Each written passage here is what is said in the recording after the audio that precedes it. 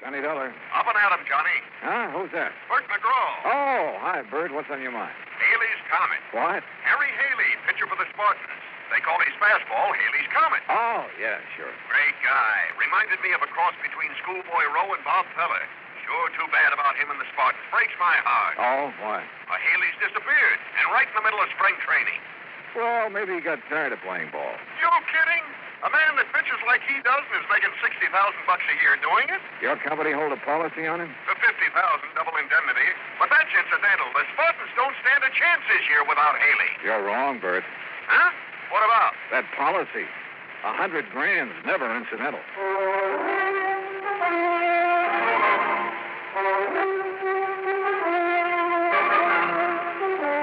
Bob Bailey in the exciting adventures of the man with the action-packed expense account. America's fabulous freelance insurance investigator. Yours truly, Johnny Dollar. And now, Act One of yours truly, Johnny Dollar.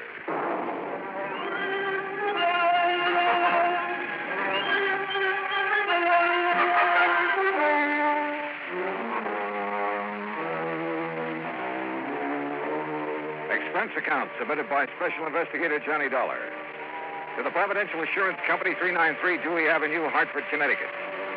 The following is an account of expenses incurred during my investigation of the melancholy memory matter.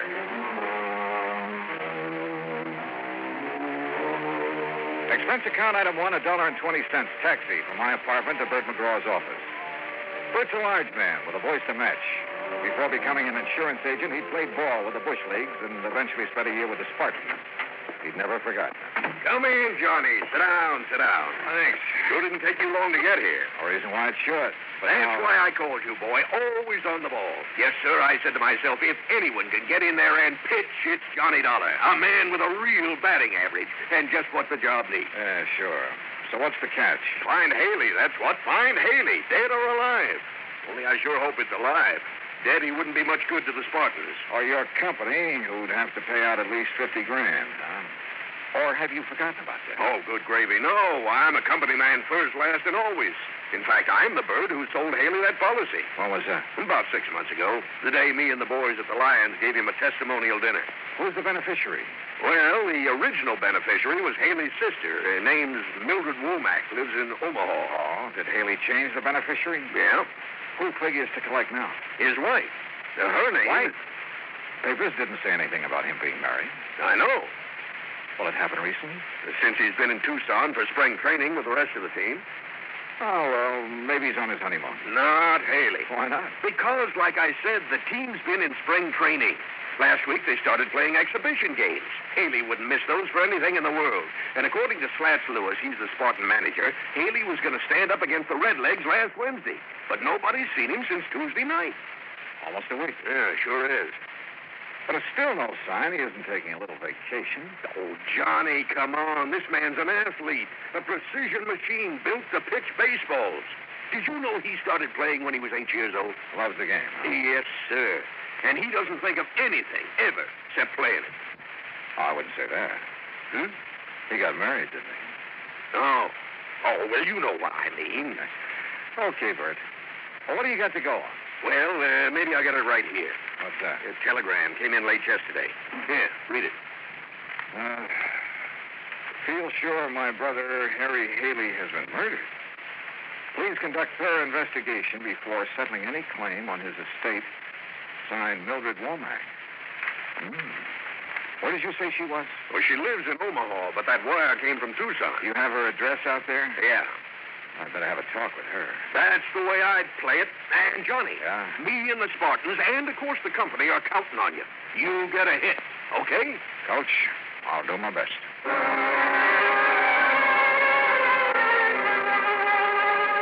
Expense account item 2, 10 cents for an afternoon paper. It contained a follow-up story on Haley's disappearance with a quote from his sister Mildred. But again, there was no mention of Haley's wife. Item 3, $148 air travel to Tucson and cab fare to the Westerner Hotel. I called the Casa Grande Motel where Mildred Womack was staying, then rented a car and drove out to it. It was on the highway to Nogales, and she was waiting for me. A tall, thin woman, obviously Haley's older sister. I followed her in and sat down on a stiff chair between the bed and the dresser. You ever see Harry play, Mr. Dollar? No, ma'am. I'm afraid that's something I've missed. Oh. Well, this is his picture in case you want to know what he looks like. I've seen pictures of him in the papers and newsreels, Mrs. Womack. Handsome man, ain't he? And famous. Too famous. All that publicity about his new contract, that's what started the trouble. How do you mean? If he'd never reached the big leagues, he'd be alive today. Do you really believe he's dead? Of course I do. Did you read my telegram? Well, yes, ma'am. But do you have any proof of his death? That's all I need. Would you mind telling me what it is? The record of my brother's doings before I came to Arizona. Oh? I didn't get out here until the day before he disappeared. I came because Harry wasn't writing to me like he was supposed to, so I hired me a detective to find out what he was doing with his time.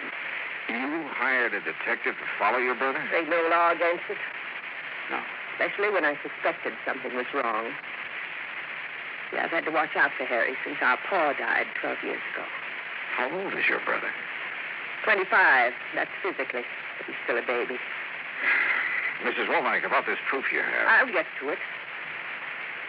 See, before Harry signed up with the Spartans, he never had nothing. And after last year, well, now they're paying him a heap of money. Naturally, a man like him, simple and all, why, he was just like a ripe melon waiting for some little chippy to come along and pick him off the vine, which is just what happened. Then you know he's married. Of course I know, but I wouldn't have known if it hadn't been for that detective, Mr. Oglethorpe. You know why he kept his marriage a secret? Sure. Same reason I've tried to keep it one. What's that? Well, now, would you have gone around broadcasting it if you'd woke up some morning and found yourself hitched to a person called Juanita Torres? I don't know. Never met the lady. She ain't no lady, Mr. Dollar. Torres, Mexican. So? Well, you know. Afraid I know. Oh, no. Well, this Juanita, she works in a nightclub. Dancer, she calls herself. That's what Oglethorpe told you? That's right. The way I figure it, Harry must have been good and drunk to let her talk him into marrying her. Have you met her? Hope not. And don't plan to, neither. Well, don't you think that's being a little unfair, Mrs. Womack? I don't need to. I got all the information I needed from Mr. Oglethorpe's report. Little gold digger. That's what she is. A horrible, cheap, painted dancing girl. You're sure of that? I am. As soon as she could, she had Harry change his life insurance, making her the beneficiary. And that was like putting a gun in her hand. And you think she had something to do with his disappearance? It's murder. It ain't no That's a very disappearance. serious charge, Mrs. Womack. But she's serious. Mister, Harry didn't run off. Leave me. He had no reason to. There just wasn't no reason for him to leave without telling anybody. You're sure of that? You'll find the reason.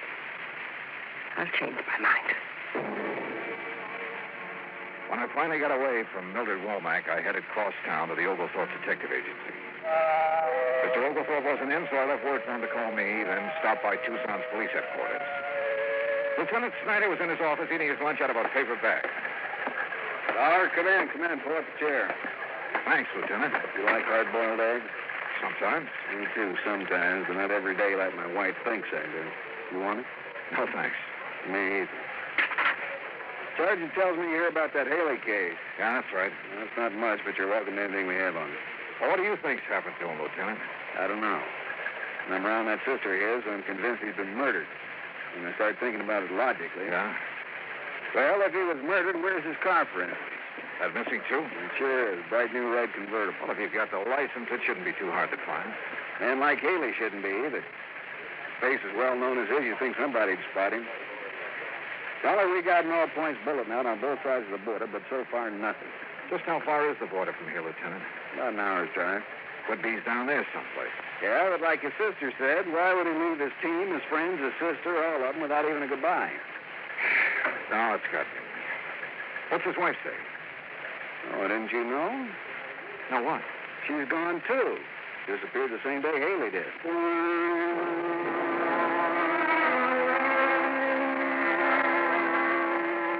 The Spartans were playing an exhibition game that afternoon, so after telling Lieutenant Snyder where I was staying and asking him to call me if anything broke, I drove out to the ballpark.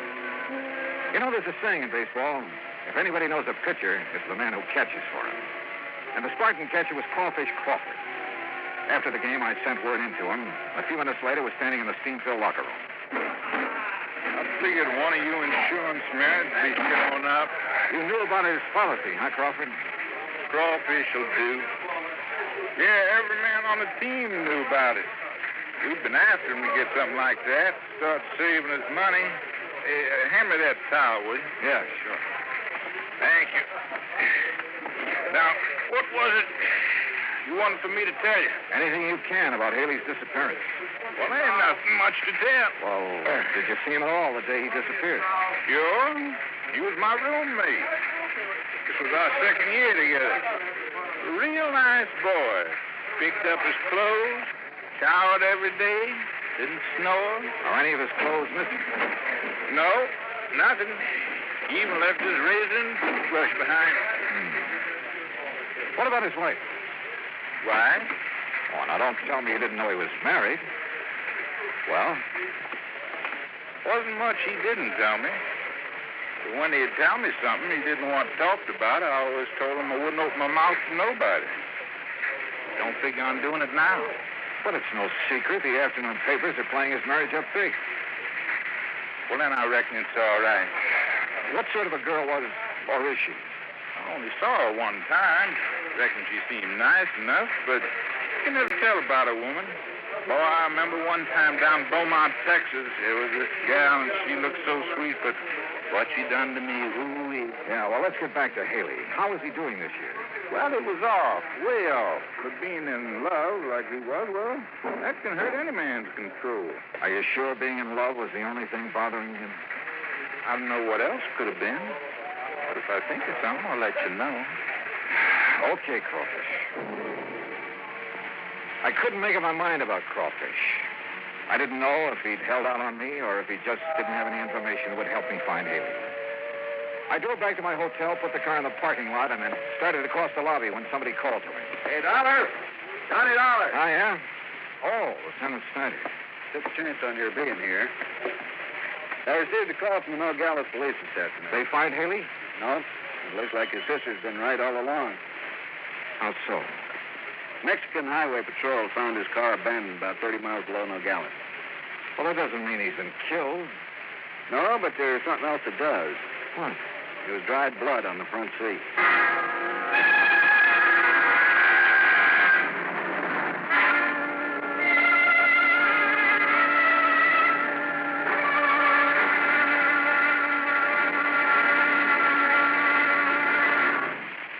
Act 2 of yours truly, Johnny Dollar, in a moment. Our flag now numbers 50 stars. And behind each star, there stands yet another flag representing one of the 50 states. Vermont's state flag, in its early form, imitated our national flag, uniquely bearing 17 stripes and 17 stars, with only the inscribed word Vermont to distinguish it. The good people of Vermont assumed, as did our national government, that stripes as well as stars would be added as each new state entered the Union. Vermont entered the Union after Tennessee and Ohio, and with Kentucky to join shortly, the Vermonters naturally put 17 stripes on their flag. In 1818, the United States Congress put a stop to this. And since then, the stripes have always been at 13, and only stars are added for each new state. Vermont's present flag captures the famous beauty of the Green Mountain State in its coat of arms, and inscribed is the phrase, Vermont, freedom and unity. Vermont's state flag, the flag of the 14th state to enter the Union, was adopted on April 26, 1923. Now, Act 2 of yours truly, Johnny Dollar, and the Melancholy Memory Matter. After Lieutenant Snyder told me about the Mexican police finding Haley's car abandoned below the border, I asked if he was going down there. He said it was out of his jurisdiction, and besides, he felt the Mexican police could do as well as he could. Snyder left, and I crossed to the desk to pick up my key and messages. There was one from the Oglethorpe Detective Agency. Upstairs, I called their number. Oglethorpe speaking. Oh, Mr. Oglethorpe, this is Johnny Dollar. Oh, yes, Dollar. I'm sorry I missed you this morning. Well, it wasn't important. I just wanted to ask you a couple of questions. About Haley? About Mrs. Haley. Oh? What kind of question? Well, what kind of person is she? How do you mean? Do you think she married Haley for his money? I don't think nothing. I don't get paid for thinking. Just for reporting what I see. Well, what have you heard about her? You've been in the place where she worked, haven't you? Why, sure, but like with everybody, some folks liked her, some didn't. Look here, Dollar.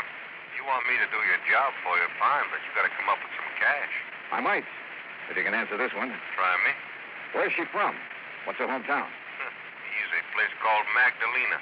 About 50 miles below the Mex border. Things were beginning to add up, but the total didn't look too good for Haley, or for his wife either. And as much as I hated believing it, it did look as if Haley's sister, Mildred Womack, was right when she said the Mexican girl her brother had married was responsible for his disappearance. I called down for a drink and was getting ready to take a shower when somebody pounded on the door. Yeah, come in. It's unlocked. Just put it on. Oh, crawfish. Yeah. Well, come in. Sit down. No, I can't stay long. I'm going out to eat with the rest of the gang. Well? Well, I've been thinking, and I figure you might be able to make something out of this. Out of what? I'm breaking my promise to Harry by telling you. Go on. Well, he's been going to a doctor here. Oh? I ain't gonna tell you no more than that. Oh, come on now. At least give me the doctor's name. It's Wolf with an E. Wait a minute. Wolf with an E. What are you doing? Looking it up in the phone book. Well, you can't call tonight. It's after office hours. I'm just curious to see if there is such a doctor. What's the matter? Don't you trust me? Yeah. Yeah, I trust you, Crawfish. Does it here? Let's see. Yeah, Dr. George M. Wolf. Specializing. Yeah. Yeah, I see it. Thanks, Crawfish. You've given me the one thing I had to know. By the time I had the car checked over and filled with gas, it was about 8:30. The sign over the office of Casa Grande Motel served to light the whole court. Mrs. Womack's bungalow was dark, but I knocked on the door anyway. Yes? Who is it? Johnny Dollar. Mrs. Womack. I'm sorry if I woke you up this You didn't. I've been sitting thinking about Harry. Lieutenant Snyder told me they found his car. With blood on the seat. It's like I knew all along. Mrs. Womack, I wouldn't give up hope if I were you. I gave up hope when I heard he'd married that girl. And if I ever get my hands on her, Do you remember telling me this morning that if I could find a reason for Harry wanting to get away from everyone, to disappear, you'd change your mind about his wife? I remember. Well, I have that reason. What is it? I'll tell you late tomorrow afternoon. Tomorrow afternoon? Yes, ma'am. Provided you'll be ready to leave here with me at 8 in the morning. Leave for A where? little town south of the border. It's called Magdalena.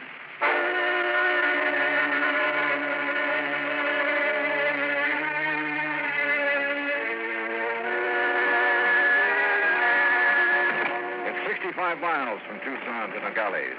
We made it in an hour. But from there on, the road became progressively worse. It was early afternoon when we reached the outskirts of Magdalena. Oh, really, Mr. Dollar, I wish you'd tell me what we're doing down here. I'll tell you when I'm sure, Mrs. Womack. You mean this may be a wild goose chase? It may be, but I don't think so. Oh, really? Oh, but you'd think they'd have sense enough to keep their chickens at home. You don't care much for the Mexican people, do you, Mrs. Womack? No, I don't. Why not? You know, I sure do. Because they're so poor and dirty. by our standards, I guess some of them are poor. But as for being dirty, have you ever seen American ditch diggers or farmers after a hard day's work? Well, what about their children? They're always filthy. Like those over there. Huh? Where? In that field. See them? Yeah. Yeah, I sure do. Mr. Dollar, what are you doing? Be right back. Mr. Dollar?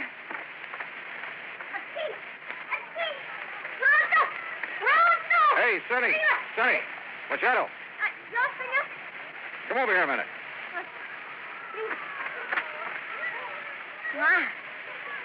American. Yeah, that's right. You understand English? American? Poco.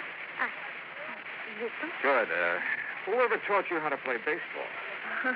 We do not know too. too good, senor. Yeah, I see.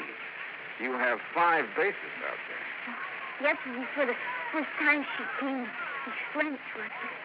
But I am sure there's 5 bases. No? No. Oh, it does not matter, senor. We are grateful for what she gave to us for the, how do you say it? Home run! The bat. She's the bat. And the guante. The glove. Well, who is this lady? What's her name? Torres, senor. What? Senorita Juanita Torres. Do you know where she lives? Oh, see. In the home of her father. You want me to show the way? Yes, son. That'd be fine.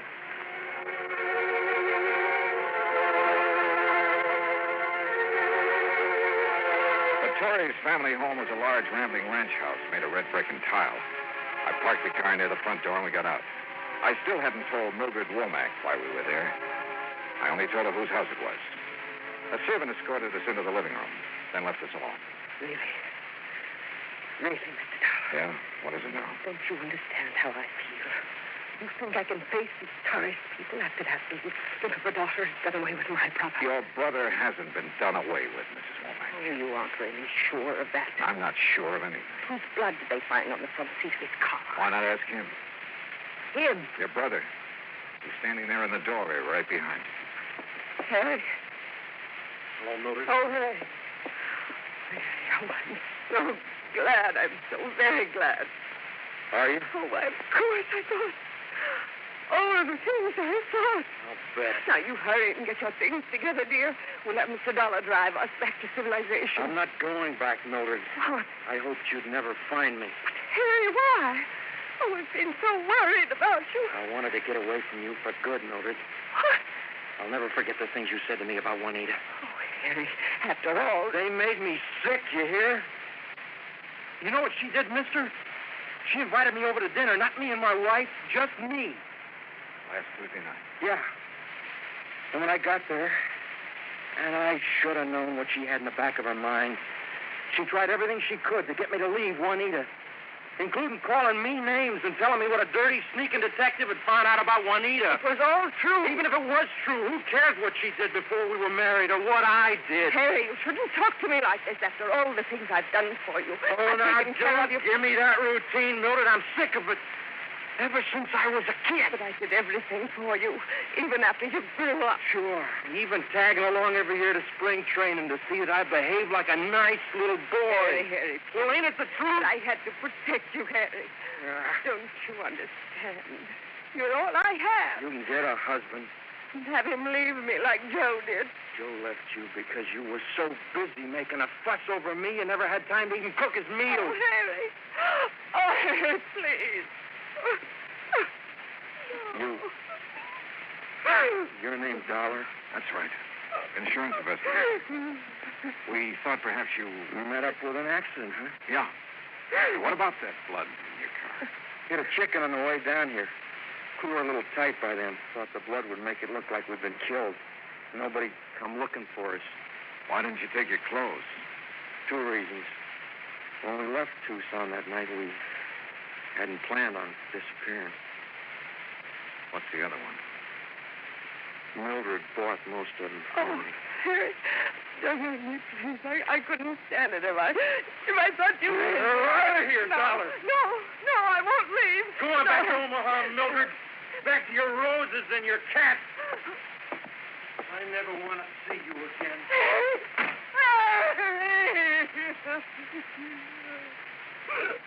Oh, Mac, please. I guess we better. Mr. Dollar, have I been wrong all this time? Selfish.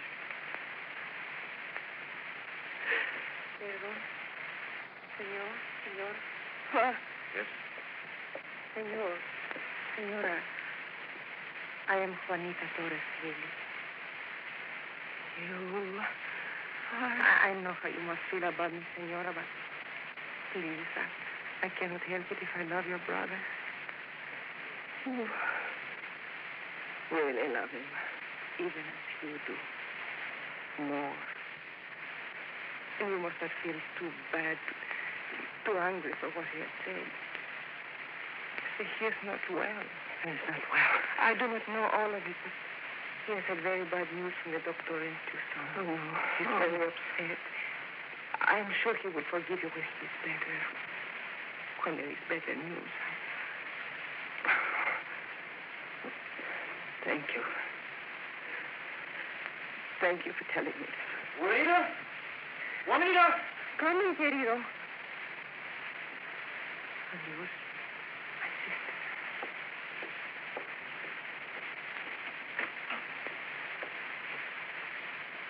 Well, She's a lovely girl, isn't she? yeah. Hey, did you see her, senor? She's just left. Yeah, we saw her, thanks. 5 bases. You tell her that was wrong? No, that's something you'll have to do. Oh, see. I will. Adios.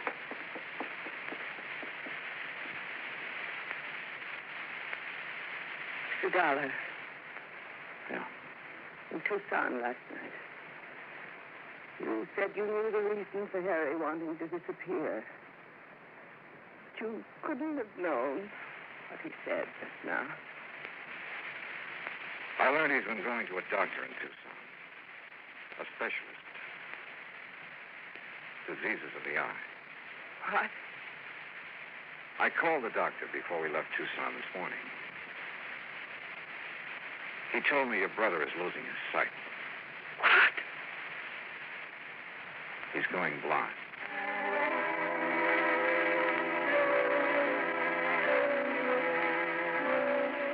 Some people you just can't figure. Mildred Womack stayed on in Magdalena.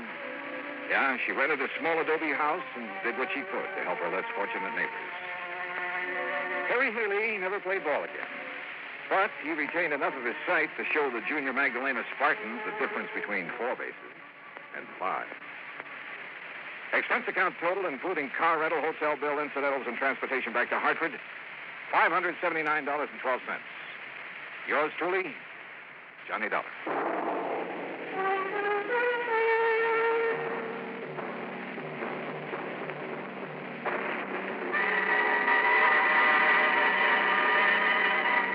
Now, here is our star to tell you about next week's story. Next week, 3...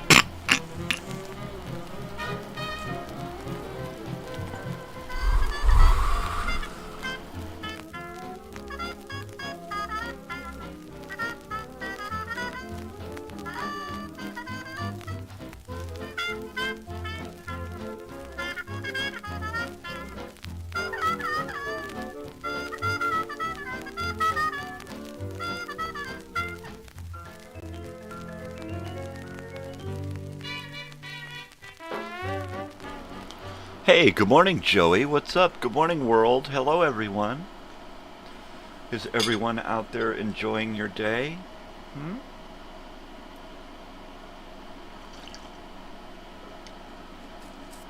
The beginning of the day, the middle of your day, the end of your day? Maybe this is all of your day. I don't know. So what's going on, dude? What's going on, Joey? What's up, man? How was work? How's life? How's the world treating you? Like a red-headed stepchild, that's what. Getting bitch slapped by the world.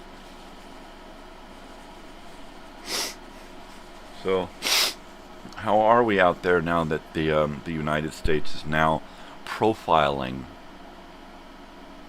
those of color? Huh? You got brown skin? They're gonna lock you up.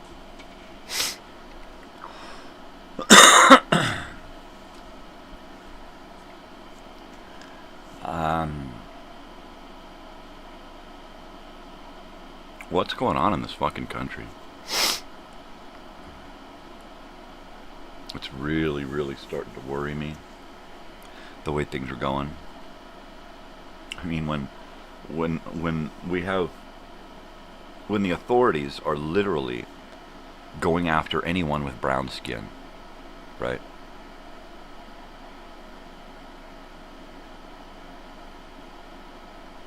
I just don't understand anyone who can back that.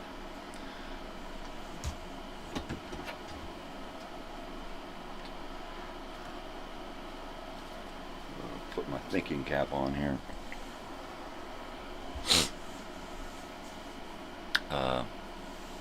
Yeah, I'm so confused about this whole country, the direction it's going in, everything about it. I finished a video time machine last night. I had put in an episode of Mr. Bill. You know, if you know, you know. If you don't, you don't. So I put in an episode of Mr. Bill, and everything went through good this morning on my copyright check, except for Mr. Bill. So I am going to yank Mr. Bill. I'm going to edit him out, and re-upload Friday's 2-hour time machine. I've already got one loaded up for Friday. It's last Friday's show, and it's long, but this other one here is over 2 hours. It was 2 hours and 10 minutes, and I got to chop out like 4 or 5 minutes. So it's still going to be well over 2 hours, and it is a doozy. It is a doozy. While I had to kick out Mr. Bill, I do get to keep Sly and the Family Stone, doing Fire, or Higher, or whatever. I can never get it. What the hell are they saying? They're saying, that's what they're saying. And then I also got to keep I Get Around by the Beach Boys at the end of the show. So that's pretty cool. Speaking of the Beach Boys, we lost Brian Wilson. And so my daughter said that I should change albums for the day. And as you can see, we've still got yesterday's albums there. Today is Pet Sounds. We decided that it would be best to switch up things for today, so I moved today's album to Friday and moved Friday's album to next week. So today's album is Pet Sounds by the Beach Boys. If you know it, you know it. Check it out. I picked up my van from the mechanic yesterday. He called me, or rather his wife called me, Sarah. She's pretty cool. So she calls me and lets me know what's going on. They found a code. It led to the ignition coil, so they replaced it without hesitation. They didn't call me, they didn't bother, which is fucking awesome. Don't wait, just do it. They had the part, they got the part and they replaced it. He also found a hose that was off. It was disconnected. There was no hose there. So they replaced that hose with a new hose. And they called me and said, okay, they've driven it, they've tested it. It seems to be working perfectly now, right? I'm like, okay, did you happen to test it with the air conditioner on? No. I said, okay, well, one of my favorite Beach Boys too. In My Room, that album. I can't remember what the name of the album. Is that the name of the album? But it's the one with In My Room in it. That's a great one too. It's not this one, is it? No. That's like I think before this one. So they say, okay, well, we're not sure if he's going to have time because he's working on something else right now. But she said, what we'll do is we'll check it, we'll charge it, we'll put some dye in it, and then we'll know what's going on. She said, she called me and she gave me a total, right, three something, and I was like, okay, so it's going to be more than that because they're going to work on the AC. So we went to Walmart, and my daughter actually pulled out some extra money and gave it to my wife, and we went in and they said, okay, look, we checked it all out. She said, okay, she called me at Walmart and said, okay, here's the New Balance. So I let my wife know, and I heard 17 and it was 70, so it was 570, not 517, right? And it was like, okay. We got there and we literally had to get out the bag of change to count out, I think, $7 in quarters, just to make $7.57, right, in quarters in change, just to make the balance. She's like, oh, if you're going to break out change, don't worry about it. And I said, no, you got no petty cash anyway. So this is now you got petty cash. Now you got change, you got dollars, you got 20s and 5s and hundreds and stuff. So I said, don't worry about it. I want to make this right now because I'm going to be back, and I don't want to be back owing money. So it was like, we're paying up. So we paid up. I got in there, boom, started right up, cranked on the air conditioner, and he not only did he fix the air conditioner, he fixed the switch. So there was some kind of thing in the electronics that was causing that switch high-low thing to not work correctly. So it only went to high. All of the switches work high all the way down to the lowest setting. The rear air conditioner works. While the rear air conditioner works, I did happen to pop the knob off, so I've got to replace that knob. I got to take it down, go to the auto parts store and find a replacement knob for it. It was hot, and the little plastic tabs that hold it on there just melted away, really. So I had to reach around and find my needle nose so I could turn it off. But the van seems to be working A-okay. That's A-okay. That's awesome sauce. So there you go. So I'll be taking my wife to work this morning to drop her off at her friend's house. And I'll be taking the van. And then I think while I'm out in the van, I'll just stop by and see if I can get that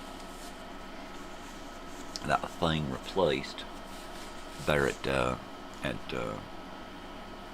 one of those auto part stores, auto hardware stores, right? Man, my eyes are just sleepy as hell. I like the auto part stores that have the big giant wall of aftermarket repair stuff, right? From the little screw-on things for your door lock, right, to your broken rear view mirror, right, the little clips that hold panels in, right. That's my favorite section there, because you'll be looking through it and be going, oh my God, I've been looking for like one of those for like forever, and now I can fix my car, right? I love that. I just totally love it. So I'll be doing more of that now. Now that this thing is up and running and is ready to roll, I will be polishing it up. Not with polish. I'm gonna hit it with I'm gonna take it to the car wash, right? And they're gonna charge me extra for the paint chips that are flying everywhere. It's that bad. It's a Dodge, and they peel. Those particular models peel. I should sue the company. I really should sue the company and get a new paint job for it.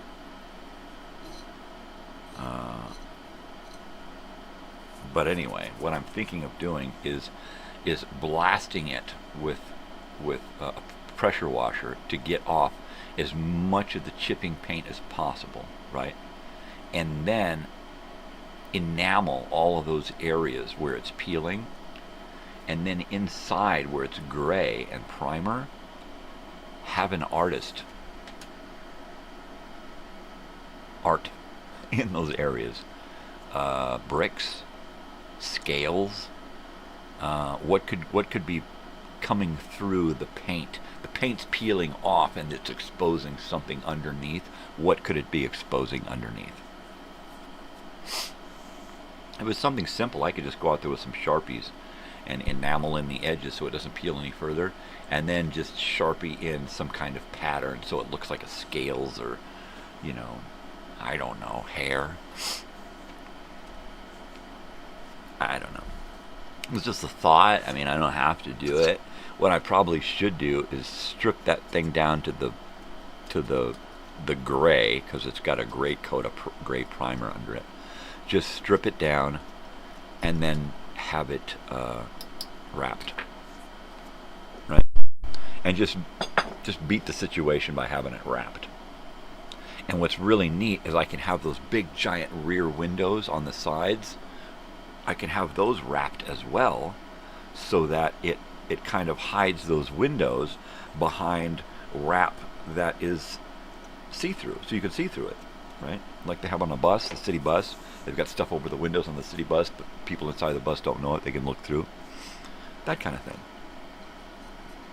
So there's an option. Put a wrap on it. You know.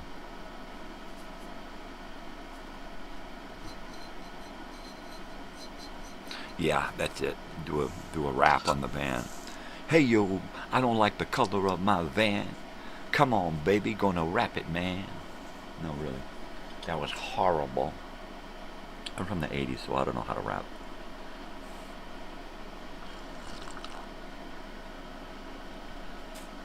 I can break dance. Right, that's it. That's all. That's all there is to it.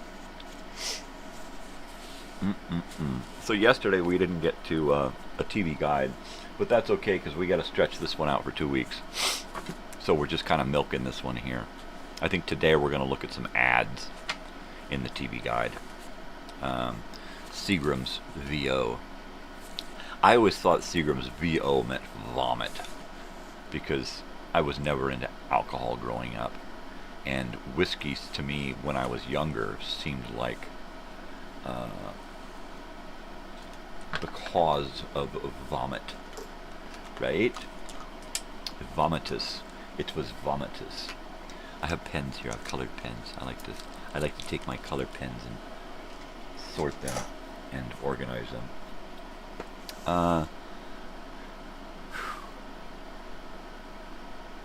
Well, I hope Joey's around tomorrow because I'm going to need him to help with the album of the day. So there, I'm going to do this bong hit here and take a dive into my cup of coffee. Yesterday, my neck was worse than ever. I couldn't turn it past this. That was it. That's as far as I could turn it all day long. So I went and I laid down. I took a little bit of a nap. I got up and I could move it a little bit better. And it was a little bit better yesterday evening. So oh man, my back. Holy. It's just my neck. My back is fucked up, right? But my neck is what's causing most of the pain. Mostly. So I tried to do kind of an international video time machine. I did a little bit of this, a little bit of that. Sometimes I just run out of room. I run out of time on the show.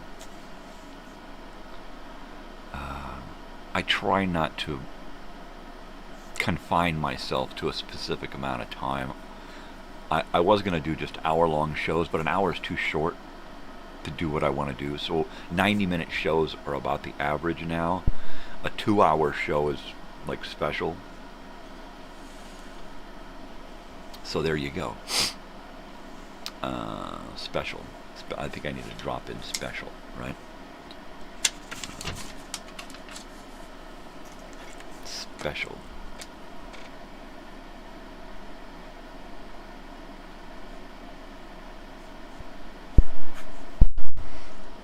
Okay, VTM. Remove Mr. Bill. They're gonna let me keep they're gonna let me keep everything else, but I gotta get rid of Mr. Bill. I was hoping that I was gonna be able to at least show one Mr. Bill, just so that people would remember, right? And it's kind of a bummer that I can't, because I wasn't going to get carried away and show every single one like I'm doing with a couple of different things. I'm trying to show as much Betty Boop as they'll let me show, just like I showed as much Felix the cat as they'll let me show, because it's good time travel stuff, man. It's just really, really good stuff. Going in, cover me.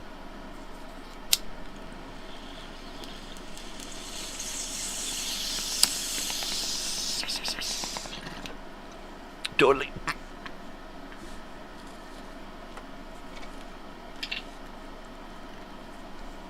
So because of my neck, we weren't able to get out and do what I wanted to do yesterday, which was go around and find at least one of the answers and get my daughter into a driving school. She said there's 2 locally here. So I think today we're just going to call both of them and find out what they offer, go to their website or whatever. I assume some guy runs it out of his house, and he's got a car, and he gets clients, and he just goes, picks them up, they drive, and he drops them off. That's usually the way it works. It's usually a private business.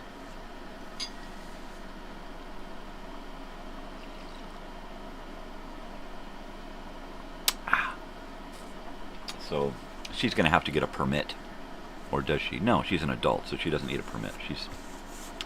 She's almost 21, so no permit required. What she really needs is just experience and someone else to say, yeah, you can go take your test. You're going to pass. You're behind the wheel. That's all she needs. Somebody who knows to evaluate her and give her the thumbs up. That's it. Whether it's 1 driving class or 20. We need her picked up twice a week to go out and drive. Next is to find her a martial arts dojo nearby that she can learn self-defense, and then we'll be doing driving back and forth to that once or twice a week, right? So that we can try to wrap up a few things this summer and get her squared away for like I talked to her, like adulting, so she can be ready for adulting more, just the way it is. We took her to the mechanic. Go into the mechanic with us and listen to what they say and what they're talking about, and get used to doing this kind of stuff, because even if you don't, at least you're used to it. And then if you got a friend or somebody who's having to deal with something, you can at least say, hey, I've been with my parents before when they dealt with this. Let's do this instead.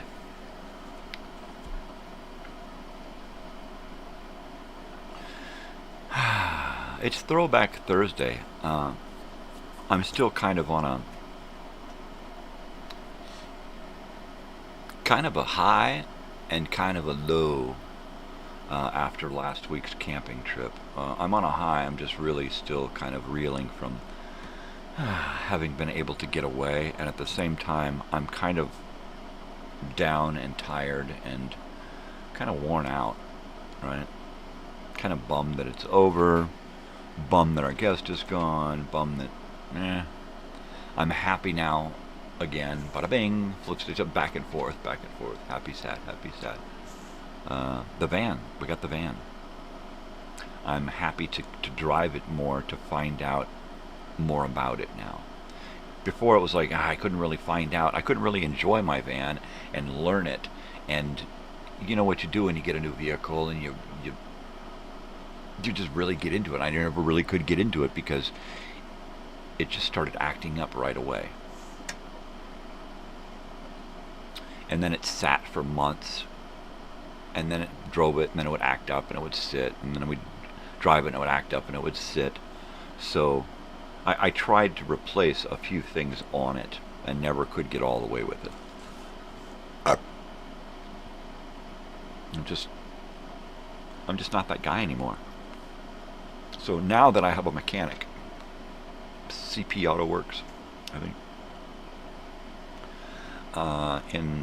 right on the fringe of Joshua Tree and Yucca Valley. I believe he's in Yucca Valley. Just 8 minutes up the road here, and it's privately owned and operated. It's just a really nice, wonderful couple. I love it when a family runs a business and they got their kid there. When my wife and I were doing painting and handyman stuff together, there was our daughter and the dog always there with us, you know, whatever we were doing. If I needed my wife, then it was a family affair, right? And I love that they got their little kid running around with an auto part or a tool or a calculator or something, doing his job. It's awesome. It's awesome. So they're my kind of peeps.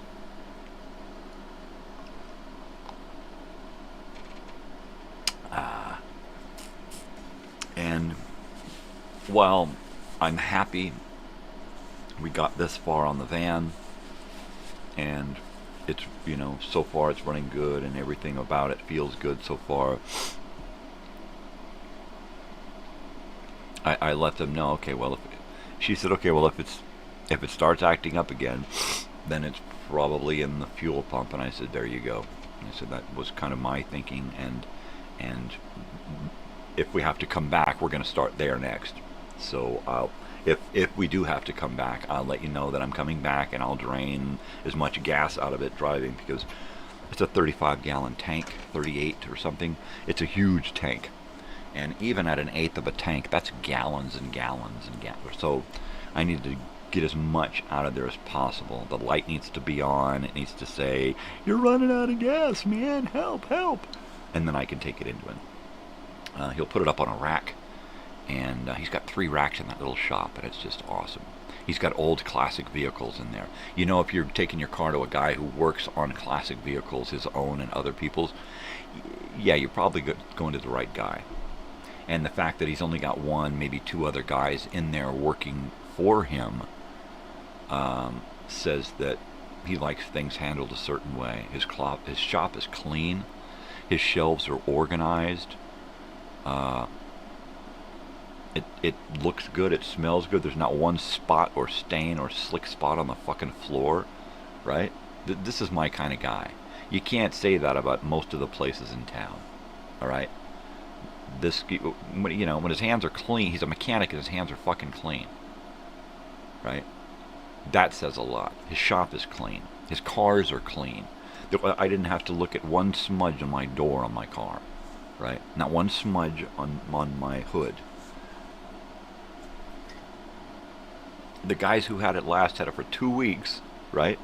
They had it 2 weeks. They didn't do a fucking thing to it, and yet the hood was up, and there were handprints all over the hood and all over the door. It's like, what the fuck? You didn't do nothing to it except get it dirty? Why didn't you work on it? Well, after you dropped it off, we got busy. Well, you should have gotten busy with mine. Idiots. So this new guy that I took the van to, he's the guy for me now. He's the guy for me.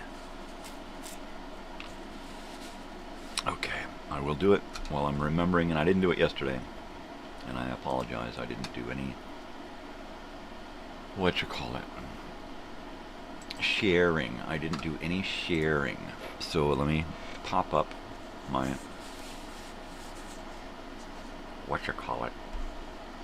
and let me do some sharing.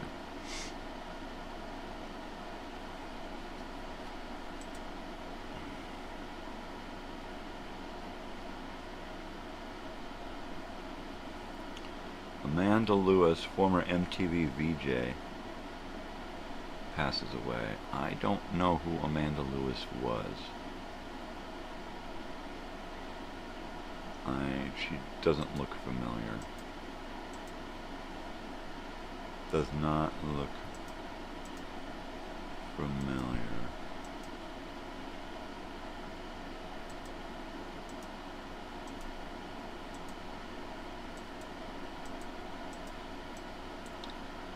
Alright, and that takes us through that.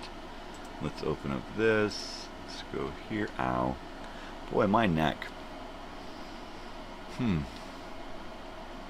My wife says, find a chiropractor. And actually, it's not that easy. I mean, I can't just go to a chiropractor. If I'm going to pay cash, it's easy. If I got to use my stupid fucking health insurance, then I got to go to my doctor. And I hate that fucking bastard. He's just an idiot. You walk in, he don't look at you. He looks at his computer. He never talks to you, never looks at you, asks you questions, and enters information.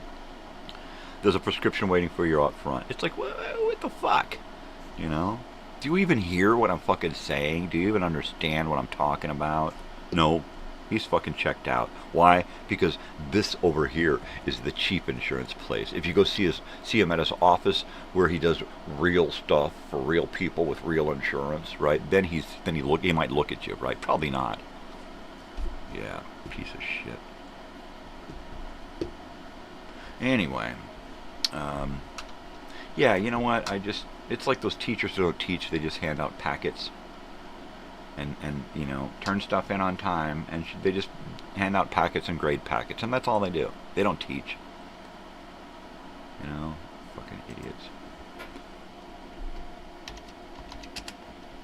Pet Sounds, let's go full album.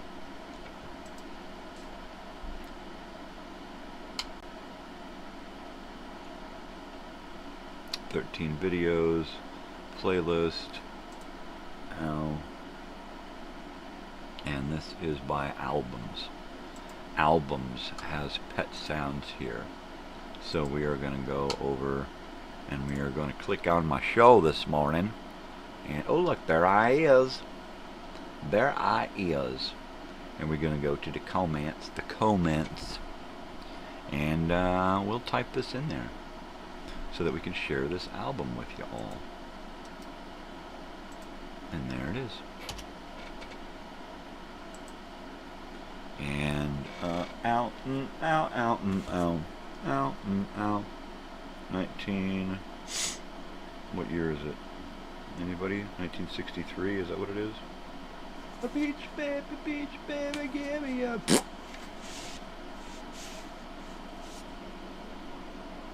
2016. Somebody's got to help me out here.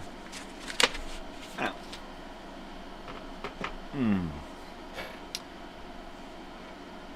Let's see, full album. And it, of course, it doesn't say here. So I'm just gonna do.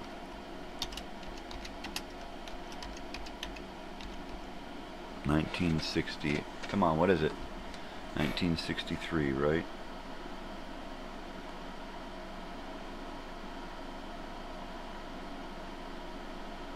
$1966. Huh. Son of a.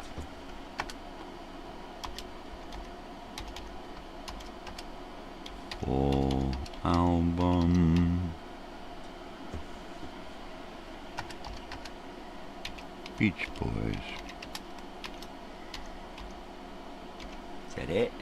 Is that it? Is that all? I think I did it. There it is. Grandiose.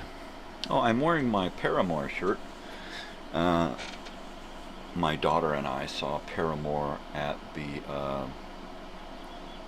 Kia Forum, otherwise known as originally the Inglewood Forum or the Fabulous Forum in Inglewood, California, Los Angeles County.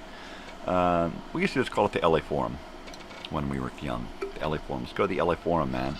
The Roger Waters is playing at the Forum, man. Let's go to the Forum, right on. Let's go see the Firm at the Forum. Yeah, I saw a lot of cool shows at the Forum. I've seen more cool shows at the Forum with my daughter than I did when I was young, and that's in fact I've seen more shows with my daughter now than I did when I was younger. It's pretty awesome. That's pretty awesome. She's a concert fanatic. She's got 2 concerts this month. The first one is in town here at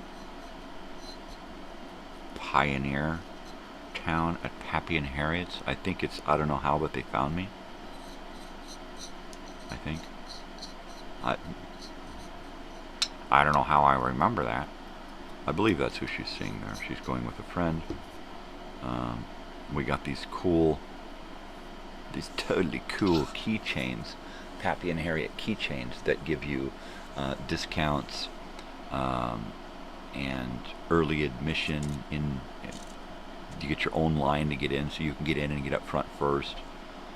And with each keychain, you get a +1, right? The discounts on food, 10% off food, $2 off drinks, right? Fucking A. That's pretty cool. That's pretty cool. And then I'll also let them know, hey, if you guys wanna ride up there, you just let me know, and then you guys can really party down in there and get hard and heavy with the partying. Because I'm, her friend might want to drink, and if that's the case, then I'll just pick her friend up and drop them both off, and they can party, and then I'll come back in a little while and pick them up. And then that way they can, enjoy themselves more. It's always nice when somebody's like a designated driver. That's why I always love to be the designated driver. The relief on people's faces was reward enough. Oh man, that is so cool.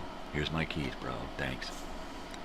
Yeah, that was great. I remember driving people home who were just so inebriated, right? They didn't even remember it. How'd I get home, dude? You drove me home? Wow, dude, that's awesome.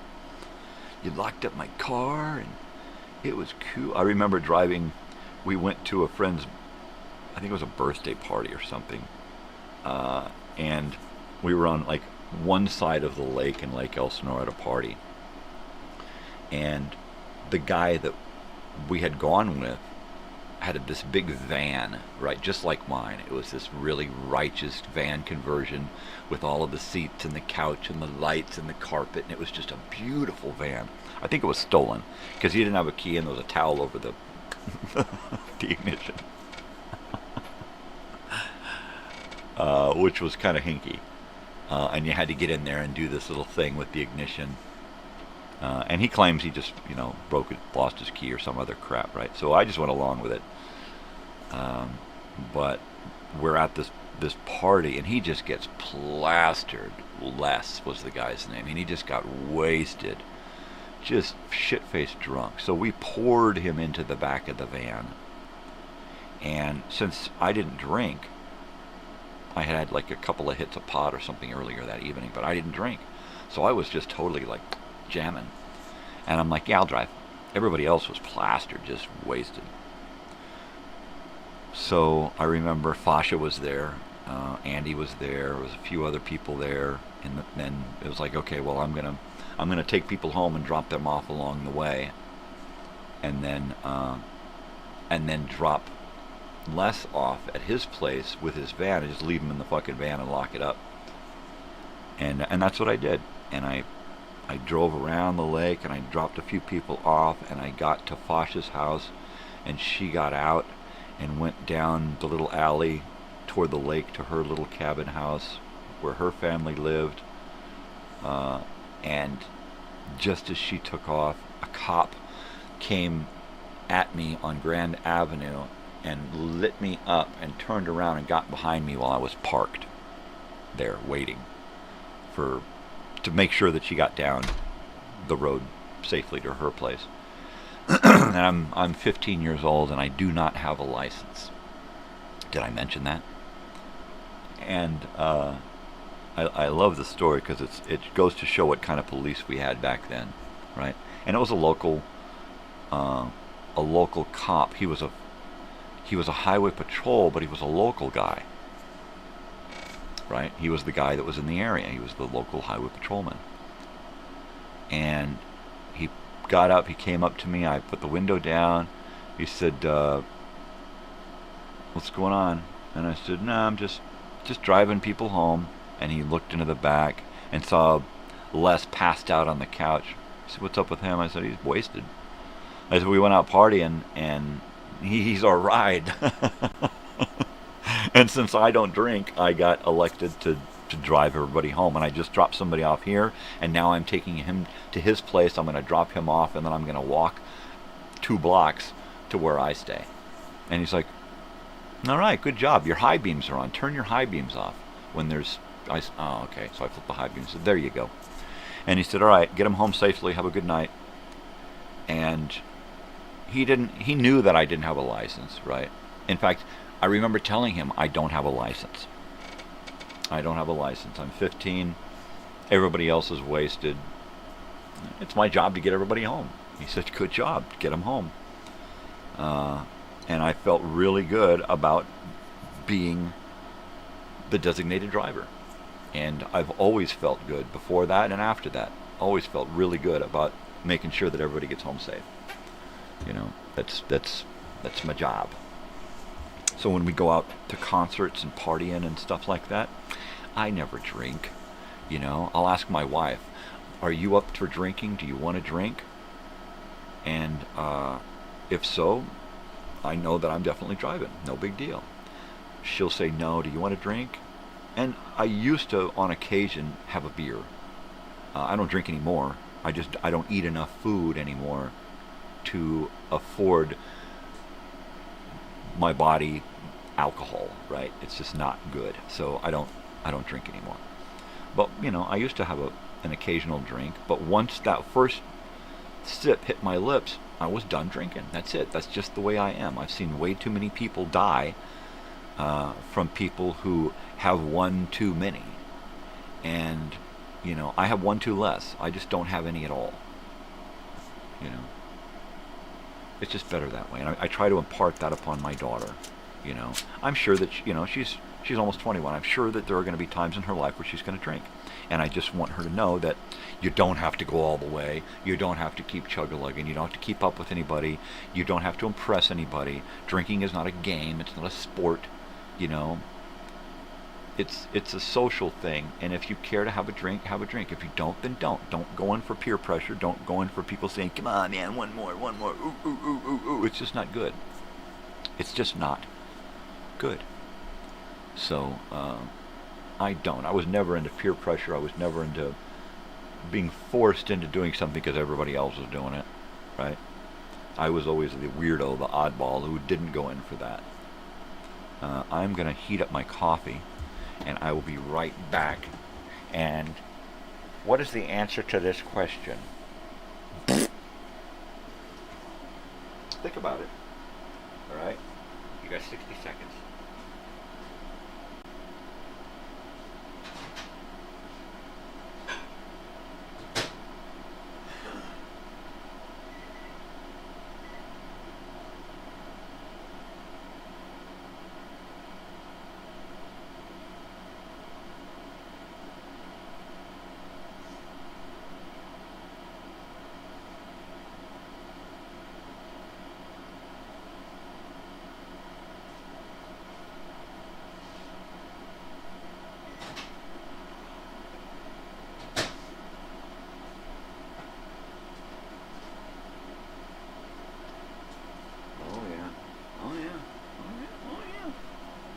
Totally. All right, you got the answer yet? No? All right, a few more seconds. A few more seconds. I'm going to turn this air off now because I'm a little cold. I'm a little bit cold. It's going to get awfully quiet in here, though. That sucks.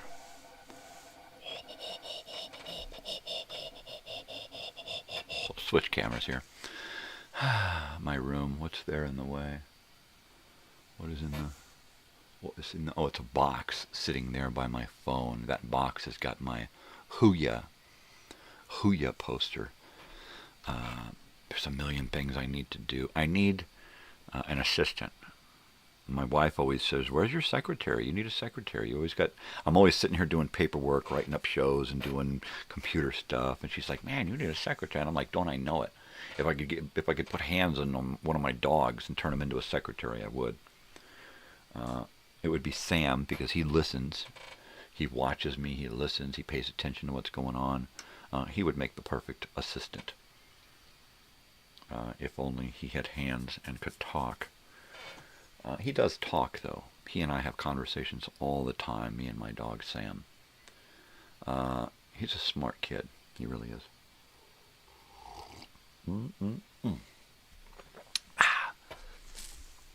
Let's see. Good old Sam.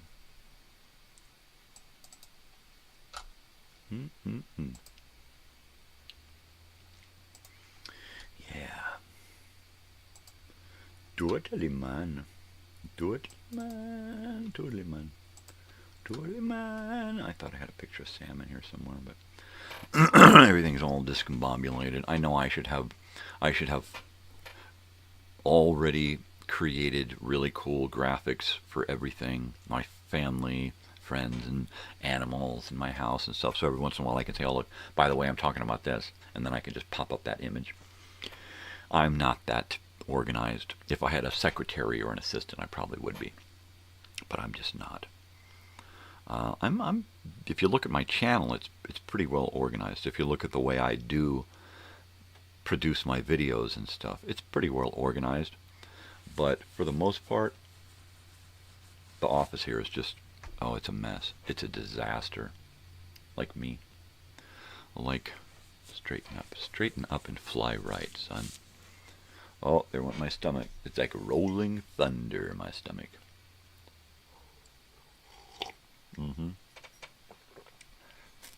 It is too quiet in here, and it already got a little warm. You know, the sun is like coming up just when I start the show. And I'm going to turn it up a little bit. And turn it off. I don't want it to go off, so I'm going to take it off eco. I like the sound. I sleep with an air conditioner on, a fan on, a sound machine on with white noise, and the television on. This is what's on when I go to sleep. Plus the waves coming out of my phone sitting next to me, because I still haven't set up my alarm clock. Alarm clock that's sitting right here. So yeah, I'm just all night long. I gotta block out me in order to be able to go to sleep. I have to block out my brain. Insomnia sucks. Childhood insomnia really sucked. You'd go over to somebody's house to stay the night, and no matter when everybody else went to sleep, it was too early. Even if they went to sleep at 11 o'clock at night, it was too early, and I'd be lying in bed going, "Whoa." Right? We used to go over, and on Fridays and Saturday nights, we would go over to my friend's house at 9 o'clock at night when his parents were heading off to work. And they'd be gone all night long, and they wouldn't come back until like 8 or 9 the next day. Right? And we would literally have a house full of preteens and teenagers, young teenagers. And by 3 or 4 in the morning, pretty much everybody would be passed out. All of the kids were passed out on the couch and on the floor, and I would be the only one awake, sitting there watching HBO, Showtime, whatever, by myself, waiting. And I was the designated driver. I was the designated waker. I had to make sure that everybody woke up and got out of the house before parents started to arrive. And I remember one day waking up going, "Oh shit, I fell asleep."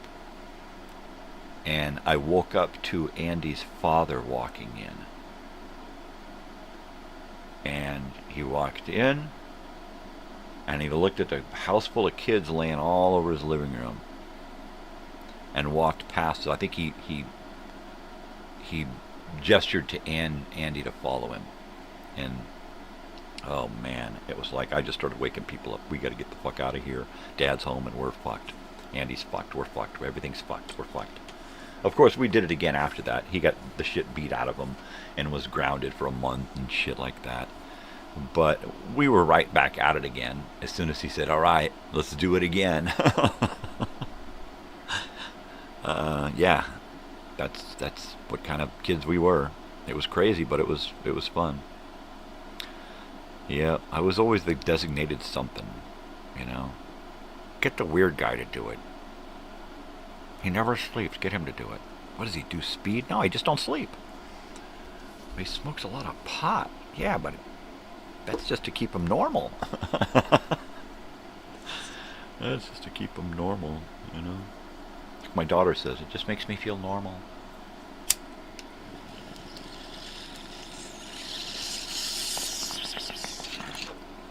That's because she's got marijuana in her DNA.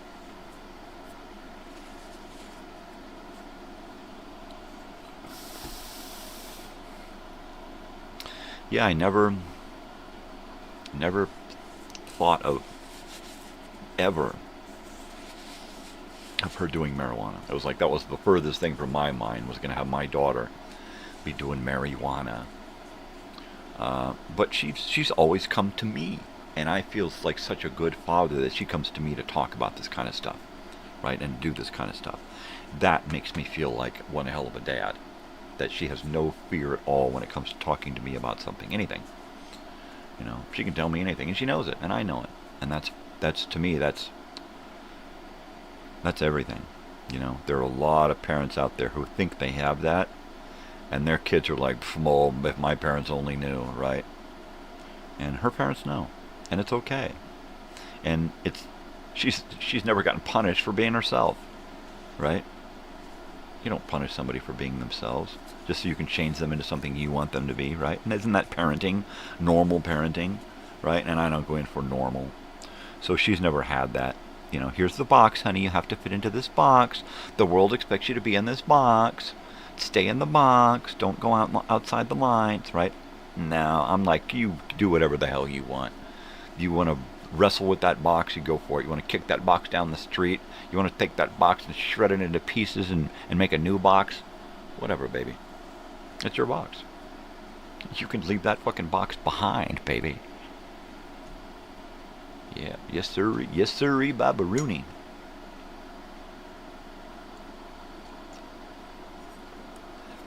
I love her new hair color. It's green. It's dark green. It's great. It's kind of faded now.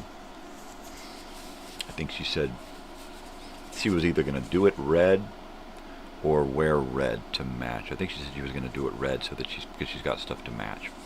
So she lightened it so that she could change hair colors back and forth kind of whenever she felt like it. And that's pretty cool, right? That's pretty cool. That's pretty cool, man. I only got to see her for a short period with light hair. That's all right. That's right. It was good enough while it lasted. But I really got used to the green. She did a little chunk of orange or red here for a while, and that was neat. And I got used to that.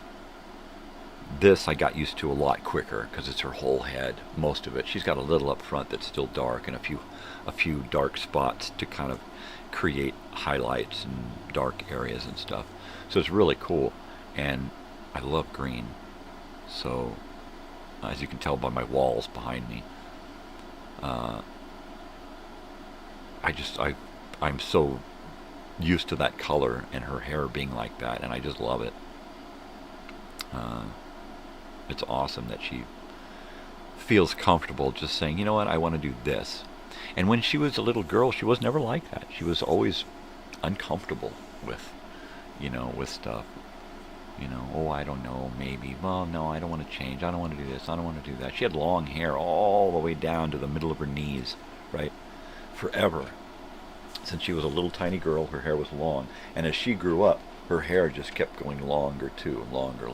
So, her hair was this close to the ground when she was a little girl, and as she grew up, it stayed that close to the ground. It was funny. And then she just one year decided, I want short hair. And we're like, are you sure? She said, yeah, I want easier hair to manage. I think that was like in junior high or something. And we're like, go for it. Let's do it. You know, I think mom and daughter both went down and got haircuts. Because all it was just little trims. Mom would just trim her hair, and that was it. Comb it, trim it, comb it, trim it. So she had really ultra long hair, braided. Every morning, Mom would have to do the trenza, the braid. And I could never do that. Every once in a while, I would have to be responsible for a braid, and it was just one big ponytail with a braid, right? When Mom did it, it was always these French braids and these real elaborate weaves and stuff, and she'd start on one side and would do this. I mean, it was just crazy, and I couldn't keep up with that. I'm like the dad who puts a hair tie in a vacuum, sucks the kid's hair, and he goes, there you go. That's me. And if I could have known that back then, we would have had a vacuum just for her hair.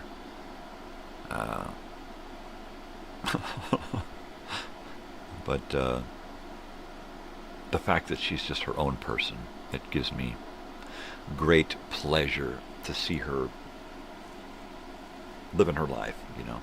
And the fact that she wants to stay at home, she wants to live at home, she wants to be here, you know. And I hope that stays, you know. Sure, I'm sure there's going to be a period where she's going to maybe want to think about moving out on her own. I hope I'm not around. I'm a family man. I created this family so that we could stay together, and I created this family with a person who I knew had strong family values and would want to create a home where our family would want to stay together. So I think my daughter sees that life is really rough out there, and to have mom and dad around as long as possible is a good thing. So yeah, at the most I would want to live on the same piece of property in separate little dwellings, right? That's the furthest away I would want to get from her. And I told her that, you know, whatever happens to me, always keep your mother in your life. Always keep her near you. Always keep her, especially if something happens to me, keep your mom with you. You know, keep mom with you. Mom should always be living with you, living next door to you, you know, whatever. You need to stay with mom. Mom is the most important person in your life until she's not there anymore. Because you're the most important person in her life until she's not there anymore. So keep that, stay with that, you know. I never had strong family values growing up, you know. I was out of the home at 15, so there you go. My sister was out of the home at 12 or 13, living with her friend. Sure, we were in the school bus in the front yard of their house, but she was in the room living with her best friend. My brother was out of the house at 16 or 17. You know. So all about the same time period, we all left the house. Because it was that time period that was just, we were all young and growing and changing, and we were crammed inside of a little tiny school bus together, and none of us wanted to be there. Not even my mother. So we all just had to get the fuck out. We just had to get out. And I would have been homeless if it weren't for my friends, but I would have been homeless rather than go back there. I really would have. I would rather have found a pepper tree and turned it into a home, right? And just build a tree house in a pepper tree on the ground and it's like pepper trees, they grow up like this, and they grow around like willows, and they're like a big canopy, and you can go inside and stand up, and the branches droop down and leaves around you, and it's like a big dome tent inside there. And we used to have all kinds of pepper trees all over town that we could go inside and hang out, and there would be furniture and you know, a clear floor, because there was always somebody coming by and improving it, right? And I would have just stayed in one of those. I would have just gotten myself a hammock and slung it up in there. A little hammock that you can wad up and put in your pocket, right? And then come back later and there's nobody here. Sling up a hammock. You're away from the bugs. You're off the ground, away from the animals. And a sleeping bag. And I would have just done that at 15. But at 15 to 18, I had a lot of friends to rely on and their families to take me in. And then after that, I was older and I had my own vehicle and I could be homeless in a vehicle, you know, and I remember being in an MGB, a little British Leyland Motors car, convertible with a hard top, and I was homeless in that. It was either that or live with my father, who I was off and on with, right? And so for a while I chose to live in that little car and a tent in the bush. And I did that for a while.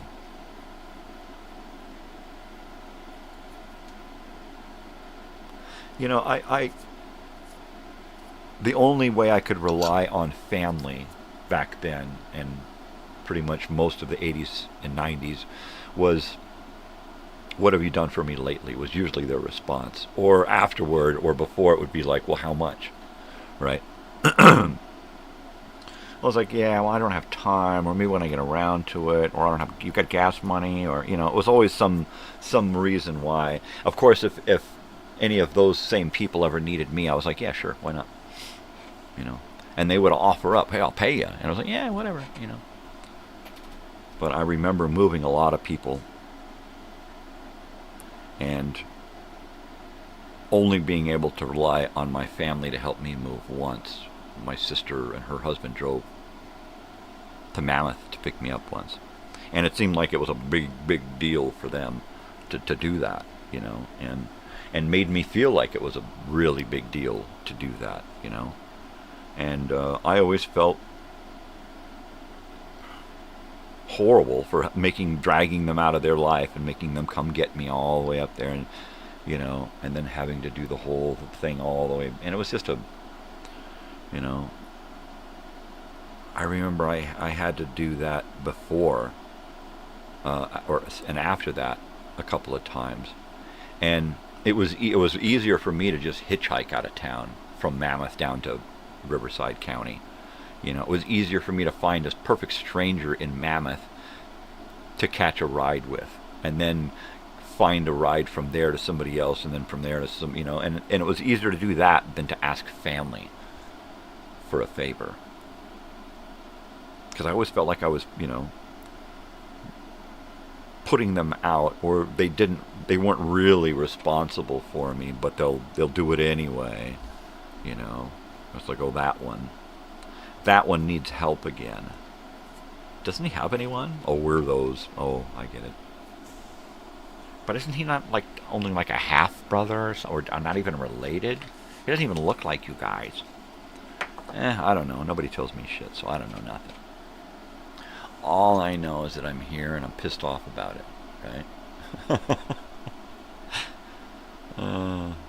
I think I've probably been pissed off most of my life because I was born, right? Cancer is a form of punishment for being born. That's all it is.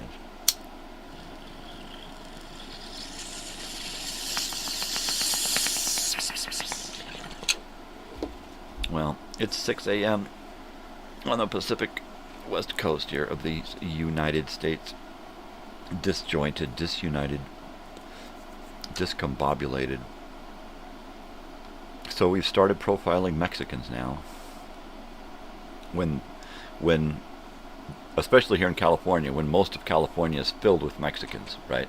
So now every single Mexican has to, you know, when they start pulling over Mexican lawyers and Mexican cops and start harassing those people just because they have brown skin, the shit's really going to hit the fan, right?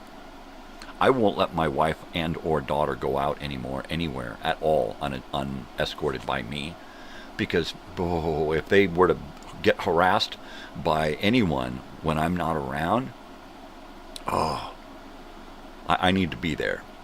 now I need to be there to defend my family because they have brown skin. My daughter, not so much because, well, she's a blanquita. But, you know, how dare this country and how dare the people of this country let this happen? You know, that's horrible. We're going backwards, people. We're going backwards.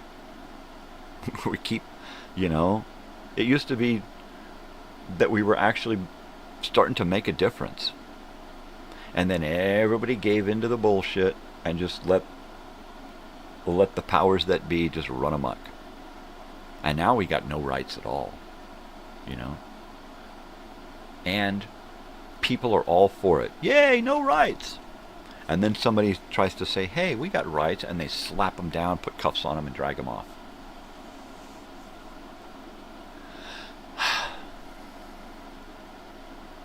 What the fuck?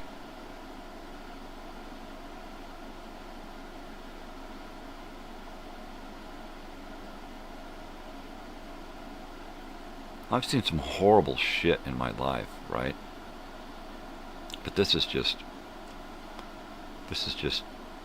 really trying me. It's testing me. And I don't know if I'm going to pass this test, right? If you start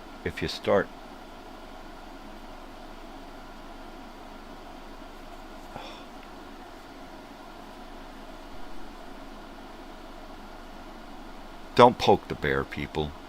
All right? Just leave me be. Don't fuck up this country any more than it is. All right?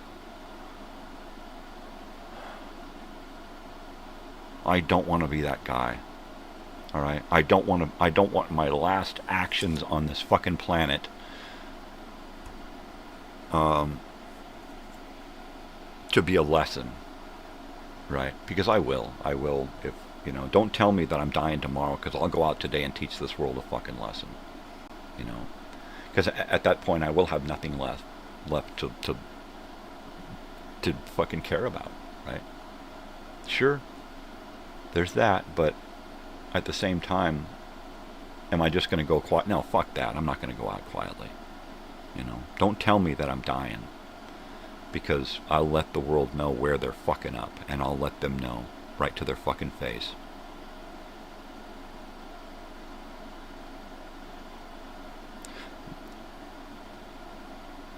Isn't this enough? No, this is not enough. There's not enough people listening.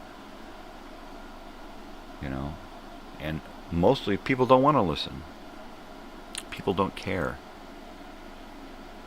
And when people stop caring about people, when people start seeing people as something less than themselves, then we've got a huge fucking problem. And that's what's going on.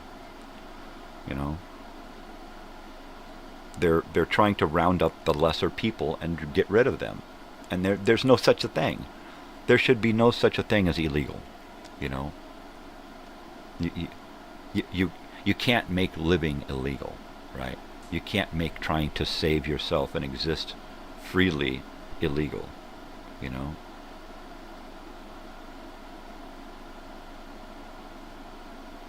I don't care who you are, it's wrong. It's wrong to look at somebody and say, oh, they've got brown skin, they're different, we need to get rid of them. Right? Haven't we gone through this enough? Decade after decade after decade after decade in this country, right? Red skin, yellow skin, black skin, it don't matter. Whatever skin you got, if it ain't white, it's attacked in this fucking country, and I'm sick of it. I'm just sick to death of it. You know? Learn to fucking get along, people. Stop listening to assholes and idiots in charge that want to divide us. They want these fights. They want these burning of the cars in the streets. The powers that be are sitting back going, just the way we want it to turn out. And you guys are making it happen.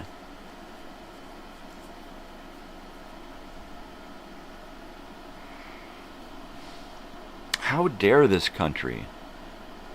How dare the government? How dare the people? Law enforcement, local law enforcement, right? These are your friends and your families and your neighbors and stuff. And you're letting these government federal bastards come into our state and do this bullshit. Profile people with brown skin. How dare you? And how dare the people of California allow this to happen? How dare the government of the state of California and the local governments to allow this to happen, right? You can fucking say no. All right? Federal jurisdiction only happens when we allow it to fucking happen, right? Get the fuck out. Get back to the border. Go patrol the border. Stay out of our fucking state, right? All right, fine. If their deal is within 100 miles of a border to another country, then stay there and stay the fuck out of the rest of the state. All right? But only the Border Patrol. The Border Patrol, ICE should be beholden to the Border Patrol. Border Patrol should turn people over to ICE if need be. Otherwise, ICE should stay in the fucking Washington. They should stay in their own fucking place.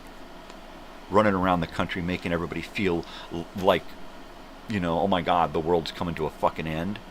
And it is for some people. For people who are just pissed off about this and are standing in the front of the door saying, you can't come in here. Boom, you're in prison now. Right? Just because they want to say no, not in my country. Off to prison. That's your country, huh? That's what you voted for. This is your country now, all right? Lawlessness in the streets because of the stupidity of your laws. I'm not Catholic. I'm not really religious in that way, right? Organized religion. It seems like the Pope knows what he's talking about when he says, hey, maybe we should thinking about looking at each other as equals and take down borders and all that kind of shit. No. I'm sure the president's going, I'm not Catholic. What do I care what he says, right? Did he vote for me? Well, then I don't care.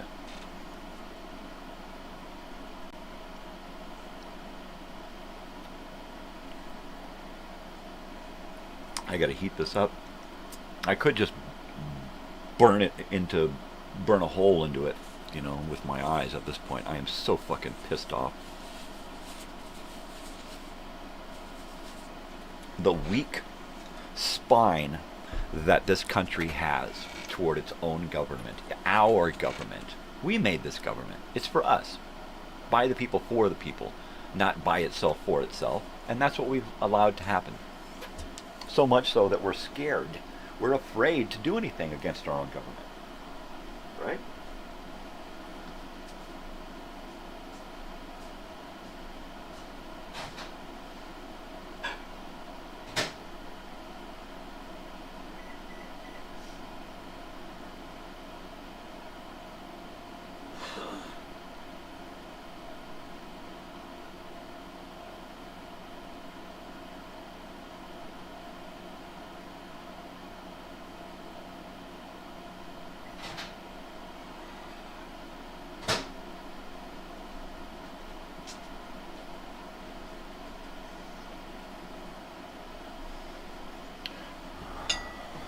I can be pretty articulate when I want to.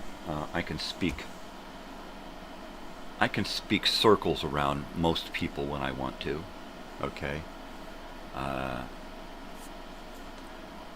So if I need to, I can use my brain and my voice very powerfully. Okay? I try not to, because you got a lot of idiots that come up and they think that they have the capacity for debate, and they just don't, you know, and they just want to throw rhetoric in your face, you know, as explanation for a lot of things, and they think that they're doing good, and you can't argue with somebody who thinks that they is smart but they're not, and they're really dumb, but you and you try to argue with them, and they go, no, that's just the way it is. And it just, so I don't get involved with people. But I tell you what, you come at me, you come at my family because they've got brown skin, and I will open up, and I will let the whole world know that I'm sick of it. I mean, I'll go to news media outlets. I'll stand in front of places. I'll go to the NAACP. I'll go to everybody, you know. And I will make sure to get a fucking rise out of this country. Okay? So don't get me started. Don't poke the fucking bear. You know, do a couple of fucking roundups and then get your, you know, meet your quota and get the fuck out of here. And go. And California needs to wake up. You know, we need to get some Mexican-American lawyers and cops and officials pulled over and harassed. Okay? Enough so that we can get these bastards the fuck out of our goddamn state. Period. And I know there's enough morons here that want them here. For some reason, they think that their position or their financial status or their fucking color is better than those of brown skin. So to you, I say, you're fucking idiots. Get over your fucking self, you bunch of Karens, you bunch of entitled fucking pricks. Get over yourselves. You need to wake the fuck up. You know, it ain't your fucking world, it ain't your fucking country, it ain't your fucking state. All right, it belongs to the people who make this fucking state. And sometimes, you know, they have a hard time getting here legally. All right. As far as I'm concerned, fuck the border and fuck that illegal bullshit. They got just as much right to exist freely here as we do. You know, this place used to be Mexico, for Christ's sake. You know, shouldn't we at least share it? God. Manifest destiny. Manifest this.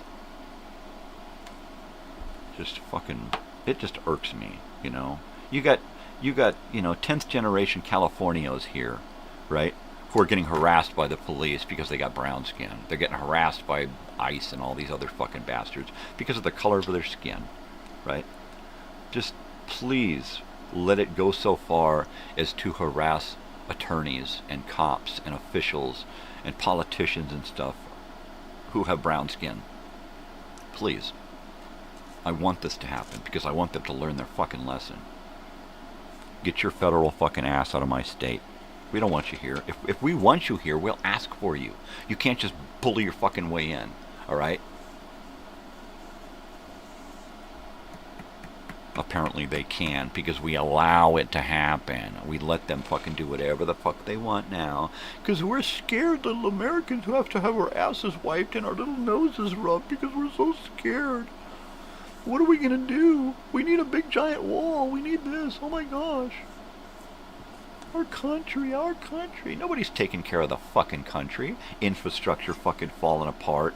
There's no fucking wall down there. This is fucking bullshit. It's all a fucking scam. It's always been a scam. Every fucking administration, it's been a fucking scam. Right? When this administration is over, it'll be another administration coming through trying to fix the last administration's bullshit that fucked up their administration's bullshit. It's fucking bullshit. Oh, fuck them all.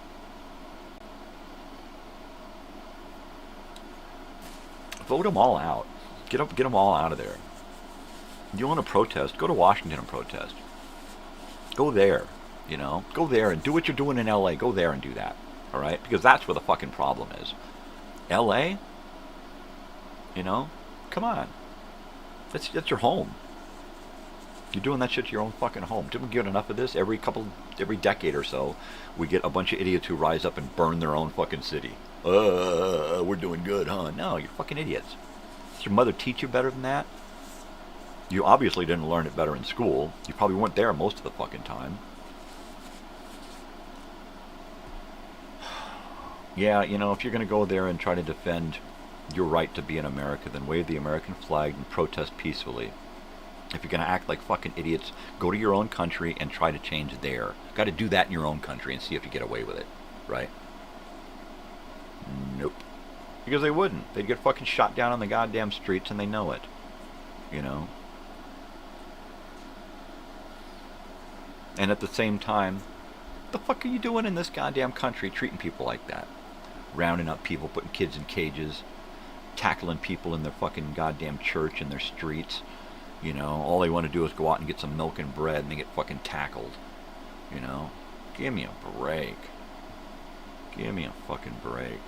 We got a lot of people in this country with brown skin that may or may not be here illegally that are doing no harm, most of them. We got a few assholes in this country. Find the assholes, round them the fuck up, get them the fuck out of here, and then go away. Leave everybody the fuck alone, you know? I don't want it. Anybody who does want this kind of bullshit happening in this, because eventually it's going to come to you. You're going to go, yeah, yeah, yeah, yeah, clean up America, make it beautiful again, get rid of all the brown color.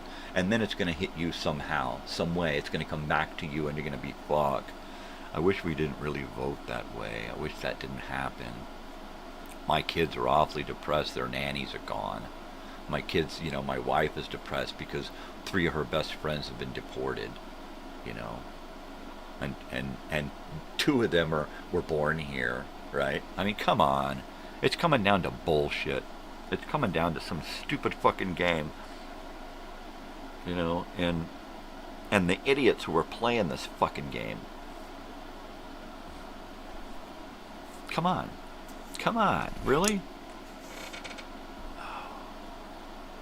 My idea was to play my guitar this morning. And I just may. I'm just so riled up about this whole the state of affairs in this country is really sad right now. And it's been sad before. But this, when you're blatantly going after people for no reason other than the color of their skin, right? And it happens all the time in this country, and I'm sick of it. I'm sick of it.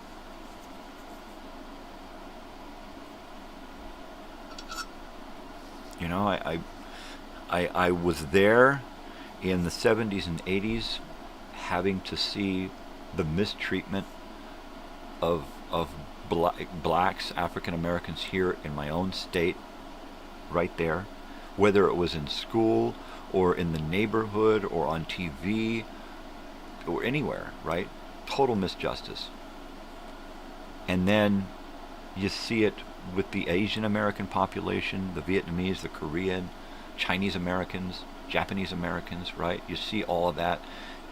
Oh man, having to go through that with the Native Americans movement in the 70s, and having to firsthand see what was going on with Wounded Knee and all of that shit. I'm just sick of it. It's like every decade, it's another. They drag it up, and they divide us up with it so that they can use it to get us to vote a certain way. All right, who's going to be in charge now? The asshole who wants to hate people, or the asshole who wants to pretend to love people? I mean, it's all, you know. The administration that's right now might be the best thing for the country had they not decided to do a bunch of shit the wrong way, right? They could have gone about this a whole different way. Done it covertly, right? Find out where these people are at, round them up quietly, peacefully, instead of make a big deal out of it. Go in there with force. Go in there all dressed up like you're going to fight a war. That's what happened, and that's what's causing the problems. They're going about this the wrong way, you know. There are ways of making America great, and then there are ways of doing it the wrong fucking way. You know, it's like putting Karens in charge of the country. That's it. That's all it is right there. The Karens are in charge. And if somebody feels otherwise,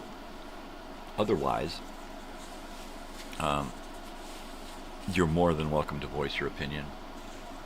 And you're more than welcome to go somewhere where they will cater to your fantasies.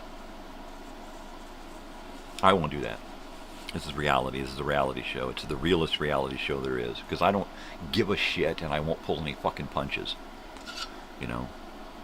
You either love the people next to you or you hate them. It's one or the other, alright? It's one or the other. Alright? You can't say you're a Christian and then have hate in your heart. and hate somebody just because they're a brown skin. And then go to church and go, hallelujah, praise Lord, here's my money, absolve me of my sins, and now I can go back out into the world and hate those people. Right?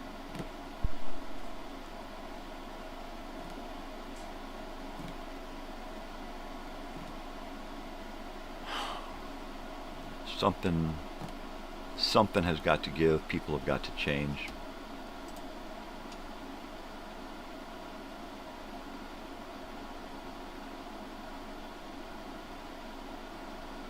And people are so fucking full of themselves, they won't.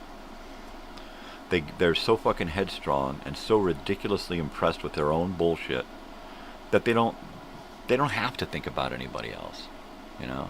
I don't have to give up my seat. No, I'll put my bag there. You're not pregnant, you're not disabled, I'm not going to give up my seat. You know? No, I don't have to like you. I don't have to be nice to you. I don't have to treat you with respect because you're a stranger. No, you have brown skin, you're less than me. Because I'm white, I'm better. So because you have brown skin, you are less of a human. So therefore, know your place. Right? People think like that. People actually think like that. God, and it fucking hurts.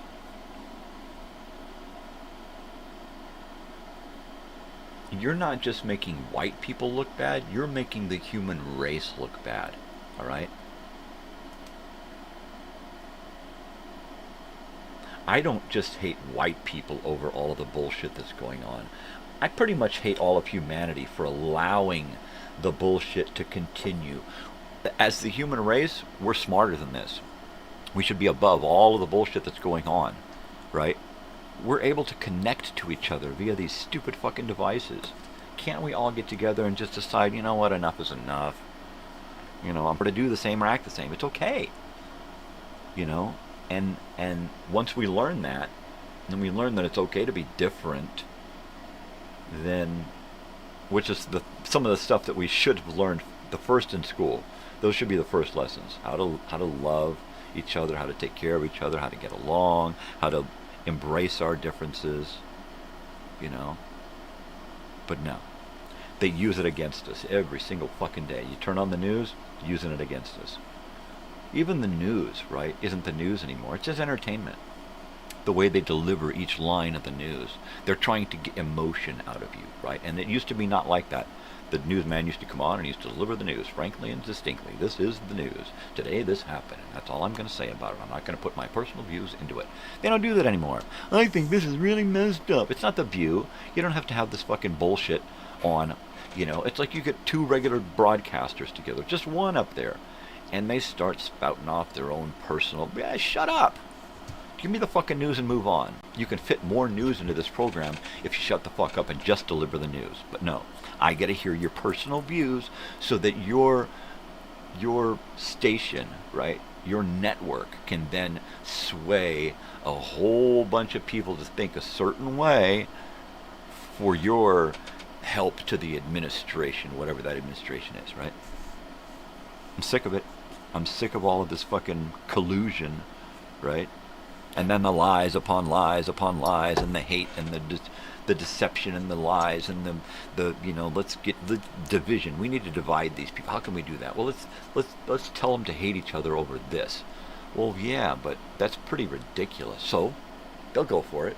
They're like cattle. They'll just do whatever we tell them to. Especially those people who just watch the news and go, wow, no kidding, wow, oh man, I believe everything that you're saying. Oh, and there are so many people out there who just go, I believe everything. Once again, wake up. Wake up, people. They don't care about you. This isn't about you, it's about them. You're just being used to get what they want accomplished. That's it. Wake up to that and make a change. Stand up for your fucking selves. Stand up for that person next to you who has brown skin and is going, oh man, they're coming after me. You know?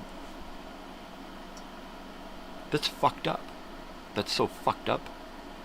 I just want to run outside and fucking scream. And just keep fucking stand on a street corner and just fucking scream at people. Ah! You know, I'm just going to put my teeth in and go out and scream and growl at people in the fucking middle of the street. You know, and what are they going to do? Arrest me for having emotion? I'll have a lawyer standing right next to me that says, leave him the fuck alone.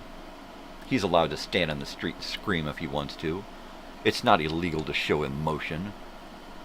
Leave this kid alone and fuck off. That's what's going to fucking happen next. I'm going to hold a sign and just fucking scream.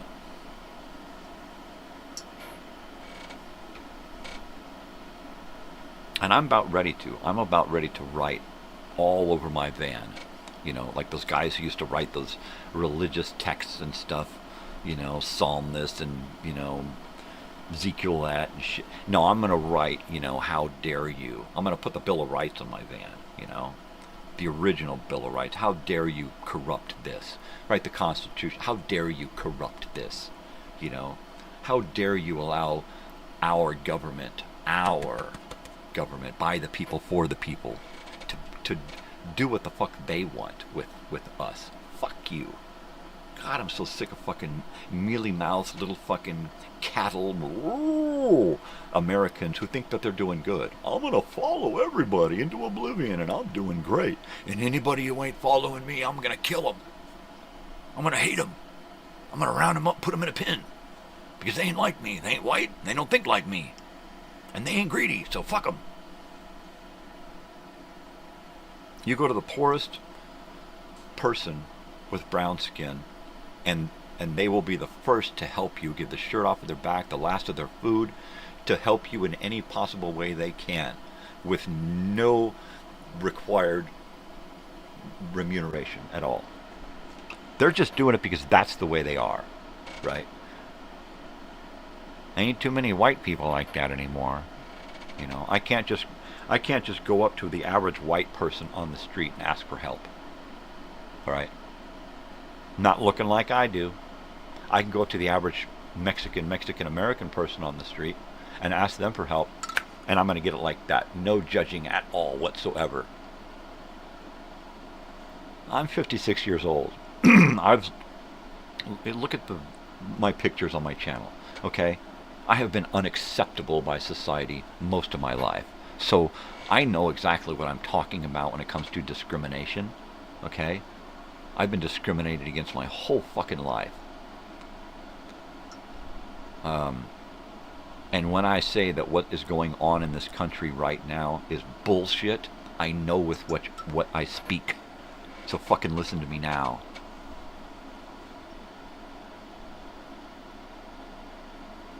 This country is fucking headlong into oblivion. It's gonna fucking tear itself apart. Right? You've got people.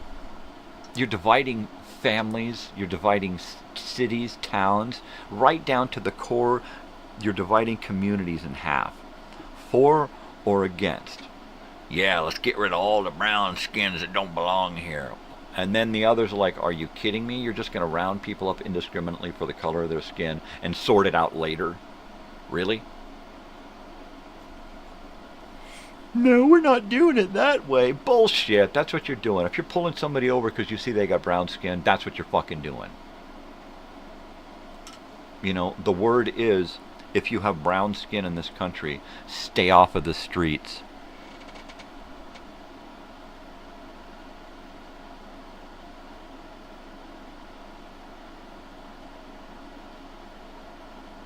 I've got friends and family right now. They're like, yeah, well, you shouldn't have married a Mexican, huh? Fuck you to them and fuck you to the whole world for letting this happen, right? Even if you're against it, fuck you for letting it happen. You know? Get a forum like this where you can get up and try to get a rise out of people and make some fucking change, right? Do something. This is what I can do, you know? I can affect change here and in my community, and that's the best I can do with what I got.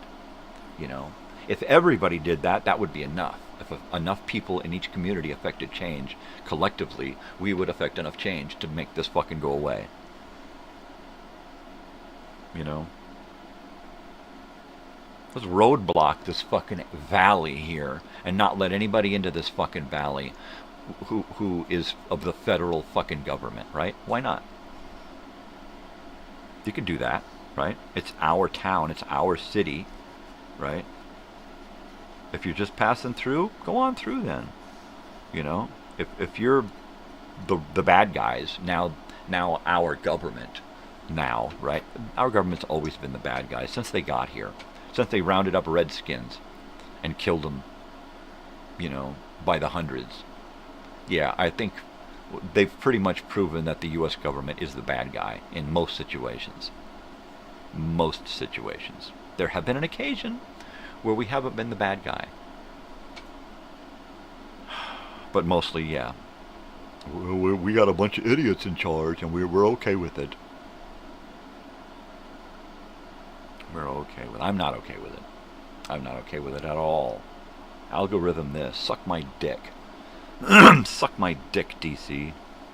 Sick of you. Fucking sick. I'm about ready to fucking just move. Just leave this fucking country. You know, push me. Just fucking push me. Go on then. Move into this. We don't want you here in our country. Fuck you again. I'm staying because it's my fucking country. And what I should do is just fucking start a campaign right now against humans against humans. Right? I'm humans against humans against humans. There you go. The H. The haha. Right? Humans against humans against humans. The haha. The haha movement. Take it and run with it, guys. Go. The haha movement. Humans against humans against humans. It sounds ridiculous, but it's exactly what it is. I'm totally against humans that are against humans. Against humans. I'm totally against humans that are humans against humans. So I'm a human against humans against humans. I could say that 1,000,000 times. I love it. It's so ridiculous. I'll do a bong hit.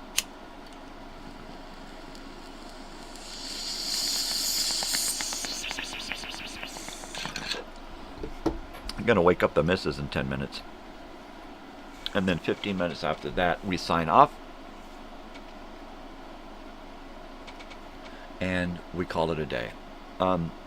Today's guitar day has been preempted by rage against the machine. Because I am rage right now. I am rage against the machine. How dare you? Oh. Hasn't this country gone through enough bullshit to allow more bullshit like this to happen? Can't we move past this, right? Who are we going to round up next? The clowns? Are we going to round up nuns in this country? Who are we going to round up next, right? Okay, anybody who doesn't have normal hair color. Well, what's normal? Orange. There you go.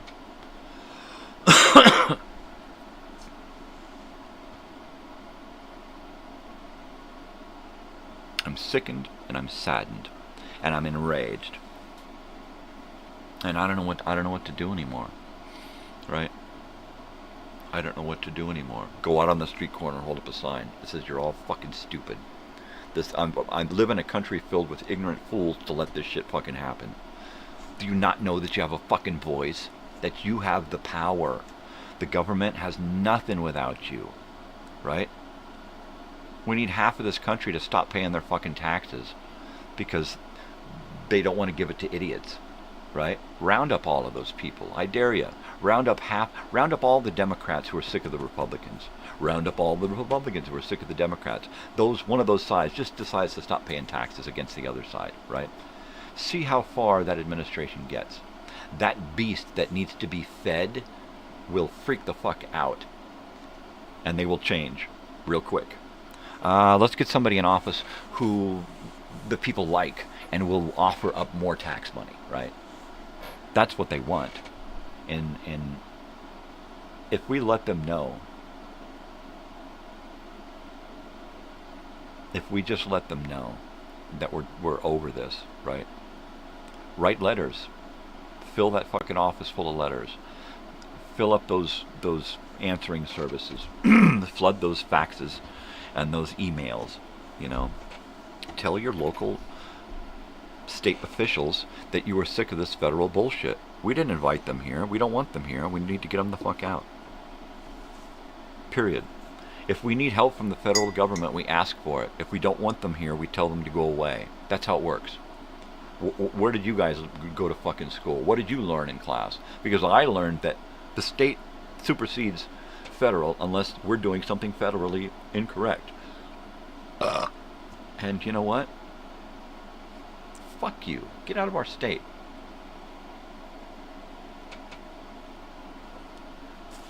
The ICE go back to Washington. Border Patrol go back and patrol the borders. You want to round people up, get their addresses, go in an unmarked vehicle, go to their place, round them up, and take them away. You're doing this bullshit just like this to cause this situation, to set an example to people. I want you to go out there in force, and I want you to gear up, and I want you to look like you're ready for war. They did this on purpose, people, and the people who were out there fighting them fell right into their hands. They wanted you to get pissed off. They wanted you to see them as a threat so that you could then become the bad guy. And lo and behold, with a few,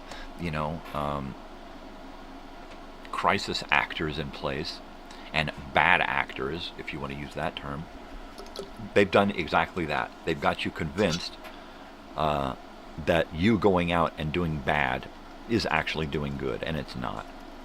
It's not. Now they can round up whoever the fuck they want. Anybody out there, good or bad, you go out there with good intentions, you get rounded up because you're a bad guy now. You're just a bad guy. That's all there is to it. They see you as a bad guy. It don't matter how you're protesting now, you're a bad guy. Because you could potentially overturn a car or throw a rock, and all it takes is one idiot to start this shit. And that's usually the way it is. They send a couple of idiots out there, and they're usually current military or law enforcement officials, right? Officials, I mean, like people who actually work, wear a badge, right? Officially carry a weapon, right? And they put these people in masks and set them out there in these protests to start shit. Don't tell me I'm fucking cuckoo. I already know that, but it's this kind of bullshit that makes me cuckoo.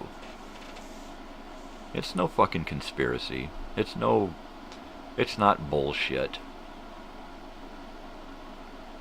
It's the truth. Wake the fuck up, people. See what's going on around you. Turn off the fucking news, put down the phone, and open your eyes and look. Right?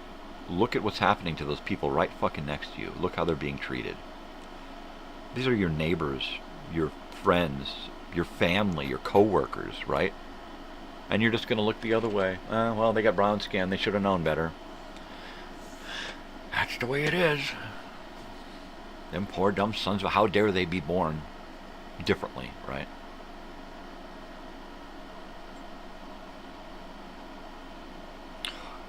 Sickens and saddens me.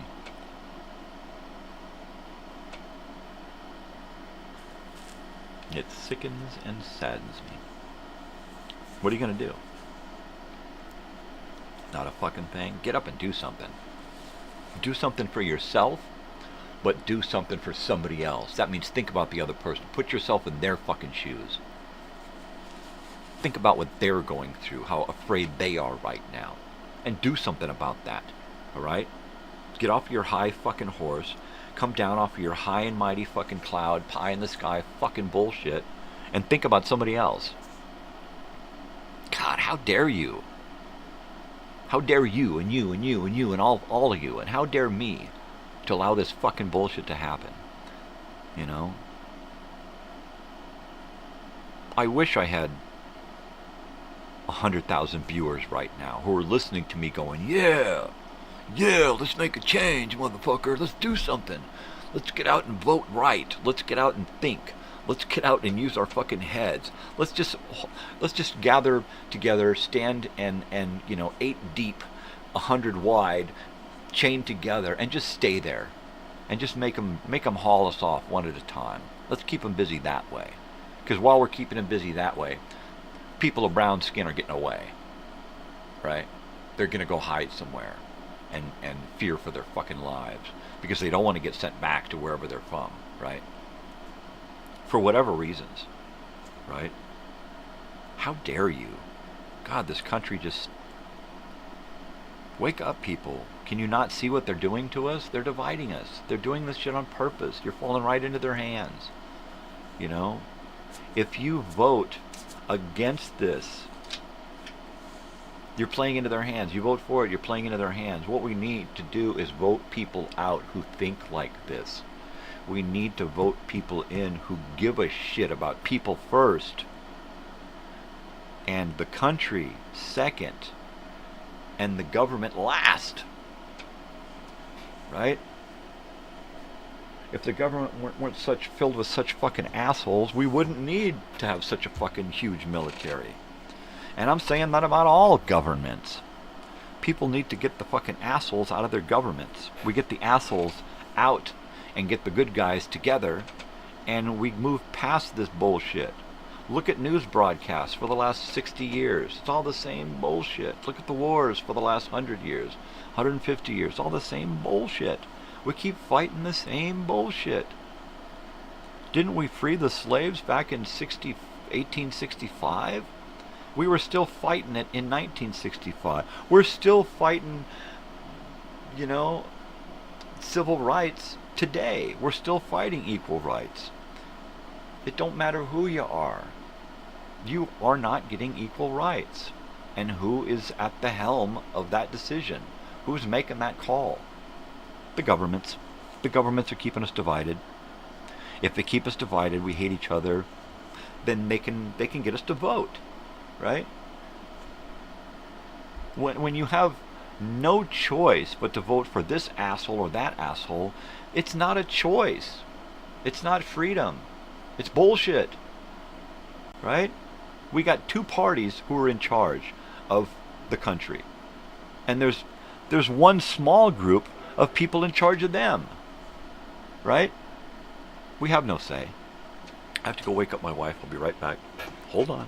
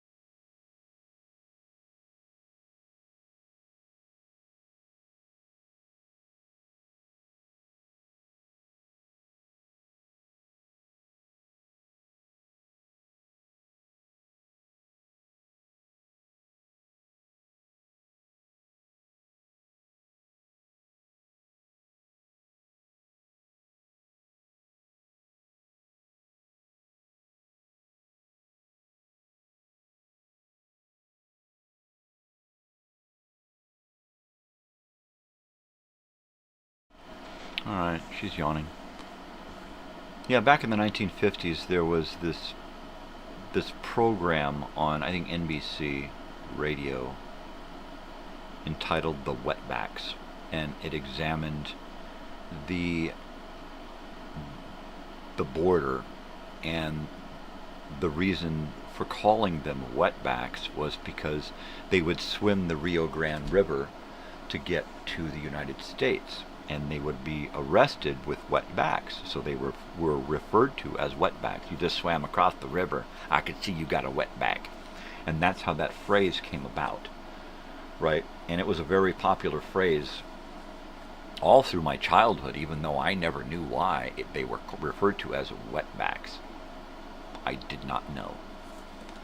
And it's amazing how we can see something that we don't like and give it a name that's somewhat humorous to that race, and it sticks. And how long it sticks. Do they still use the term wetback? I don't know. Do they still use the term beaner?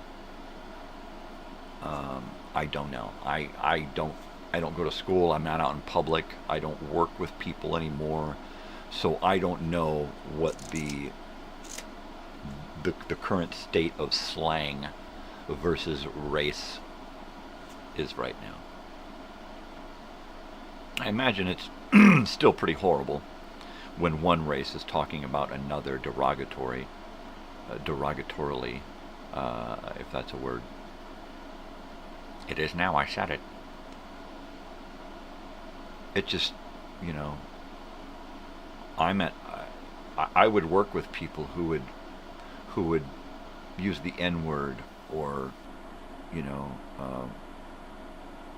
use the word wetback or beaner or, you know, various words describing various races. And for the life of me, it was always a white person who was speaking about another race in a bad way. I never heard, seriously, I never would hang out with, you know, with Mexicans and have them say anything about, it's not because I was white and I was there, right? I'm a guy that you can talk openly with. And I never heard, other than in the media, right?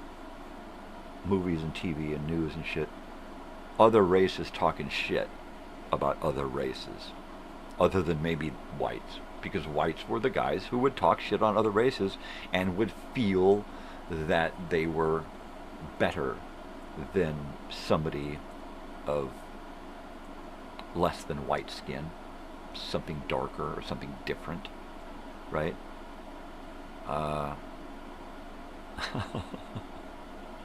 Once again, you not only make me ashamed to be white, you make me ashamed to be human, right? When you talk like that and act like that and even have the capacity to think of yourself as being better than someone else simply for their social status, their financial status, their race, their religion. How dare you, right? I mean, I may think people are ignorant because of some of these choices, but I'm not going to think that I'm better. I'm just different, and they're just different. We're just different. It's different, right? Different is okay. When we're taught, since we're little kids by our families and local communities, that being different is a crime, right? You can't be gay, you can't be colored, you can't be this, you can't be that, you can't be poor, you know, or you're wrong, right? And you go into those communities and everybody looks alike, everybody acts alike, everybody's pissed off about the same things, right? And they're all inbred because they don't want to think outside their own people, and it's like, oh, just... And that's normal. That's normal here in the United States, you know, to have entire communities and entire states of people who think the same exact way and unfortunately look the same because they're probably interbred, right? They've probably been humping each other for, you know, since before the Civil War, you know, when when they were trying to fight for their right to hump their brothers and sisters. I don't know. Am I really going there? I don't want to judge, you know. If local laws says that it's wrong for you all to hump each other because you're family, maybe you shouldn't. All right, but I'm not going to say that it's good or bad, right? It's up to you. I'm not one to step on your toes, you know, even though you got 18 of them. All right, I got to stop harping on specific people. It's the people who are ignorant and make bad choices. Those are the people I harp on. Right? It don't matter who you are, where you're from, what color your skin is, what your financial status is, how smart. It is that. It's just dumb. If you're dumb, we don't need you. Right? That's the problem with this planet, is you're fucking ignorant. And if you're ignorant, you need to get your head out of your ass. Learn something. Go to a library. Don't just go through life being ignorant. An entire population of morons is why the world can get away with what it gets away with. You need to smarten up and pay attention to what's going on, Read between the lines. Put down the phone. Stop watching the news. Get out. Get involved.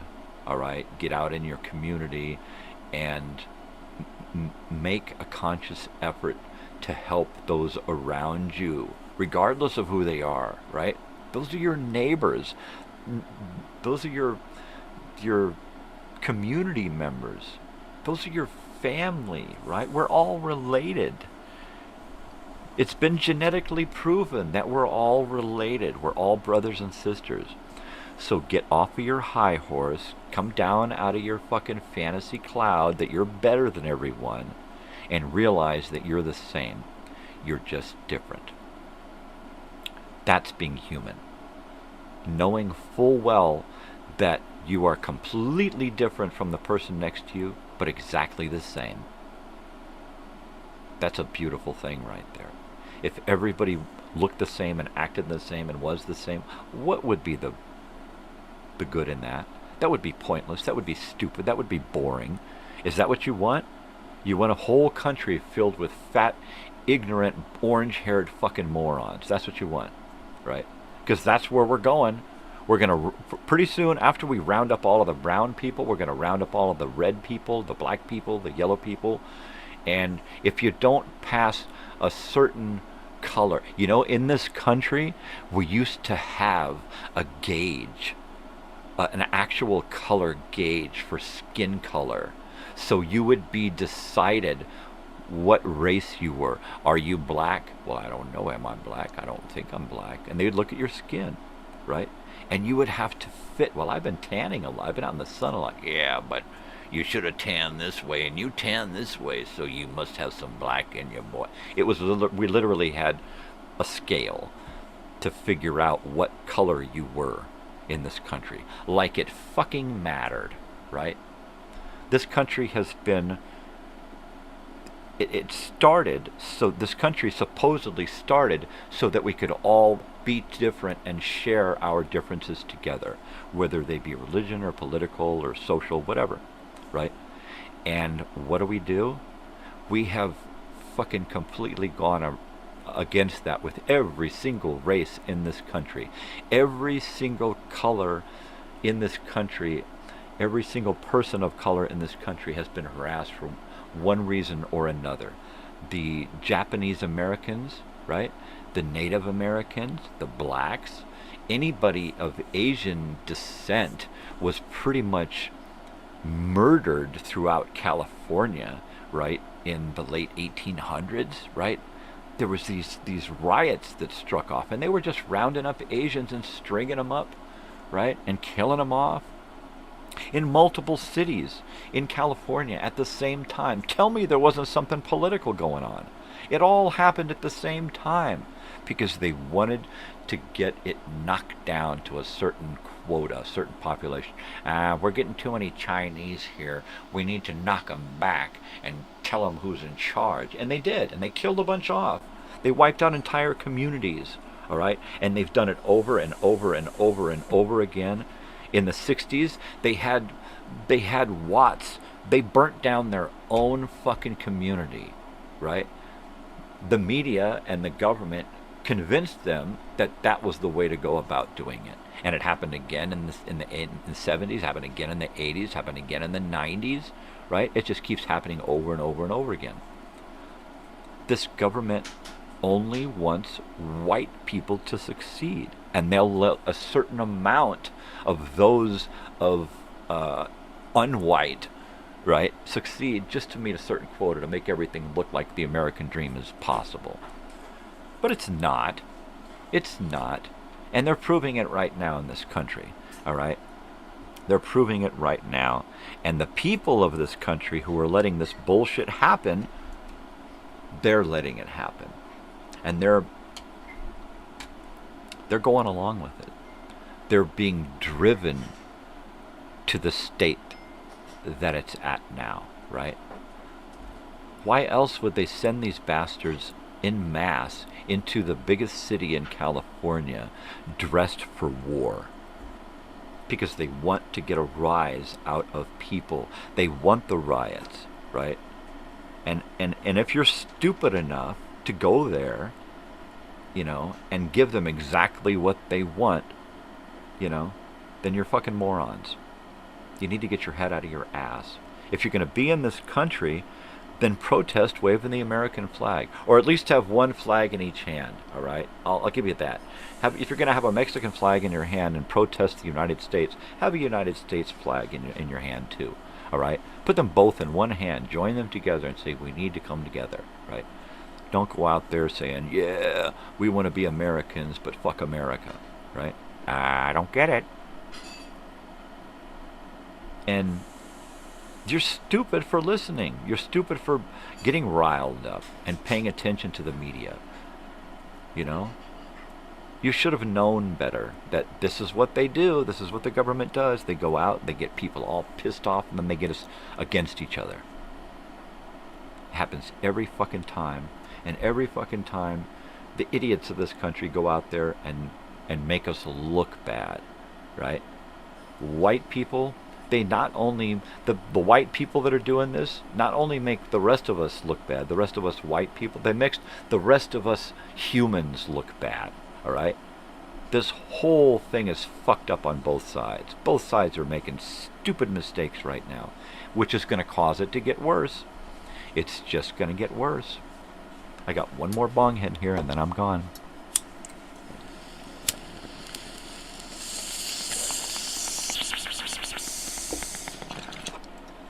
Well, it has been a hell of a day. And you know what to do, people. I hope by now you've figured out what to do. All right? Be kind out there. Spread peace and love, not bullshit. Use your head. Start thinking. Go about your life logically, all right? Do something for yourself, but do something for somebody else. There's a lot of people out there in the world, always, but especially now, who need a little help. All right? Help those people. All right? Let's all join together, lock arms, and say enough is enough. All right? It's bullshit. All right? Most especially out there, just take care of each other, all right? Please, I can't stress that enough, all right? I'm really worried about the country right now, and the people, all right? But most especially, stay weird, because if you ain't weird, ain't nobody gonna be. Nobody's gonna do it for you. You gotta really go out there and be weird. You know what weird is? Caring, doing something for somebody else, and not needing any remuneration, no reciprocation at all, just doing it. Am I making sense? All right, people. It's hard out there, man. Take care of each other. Love you guys. I'm really worried. Peace, love, and adios.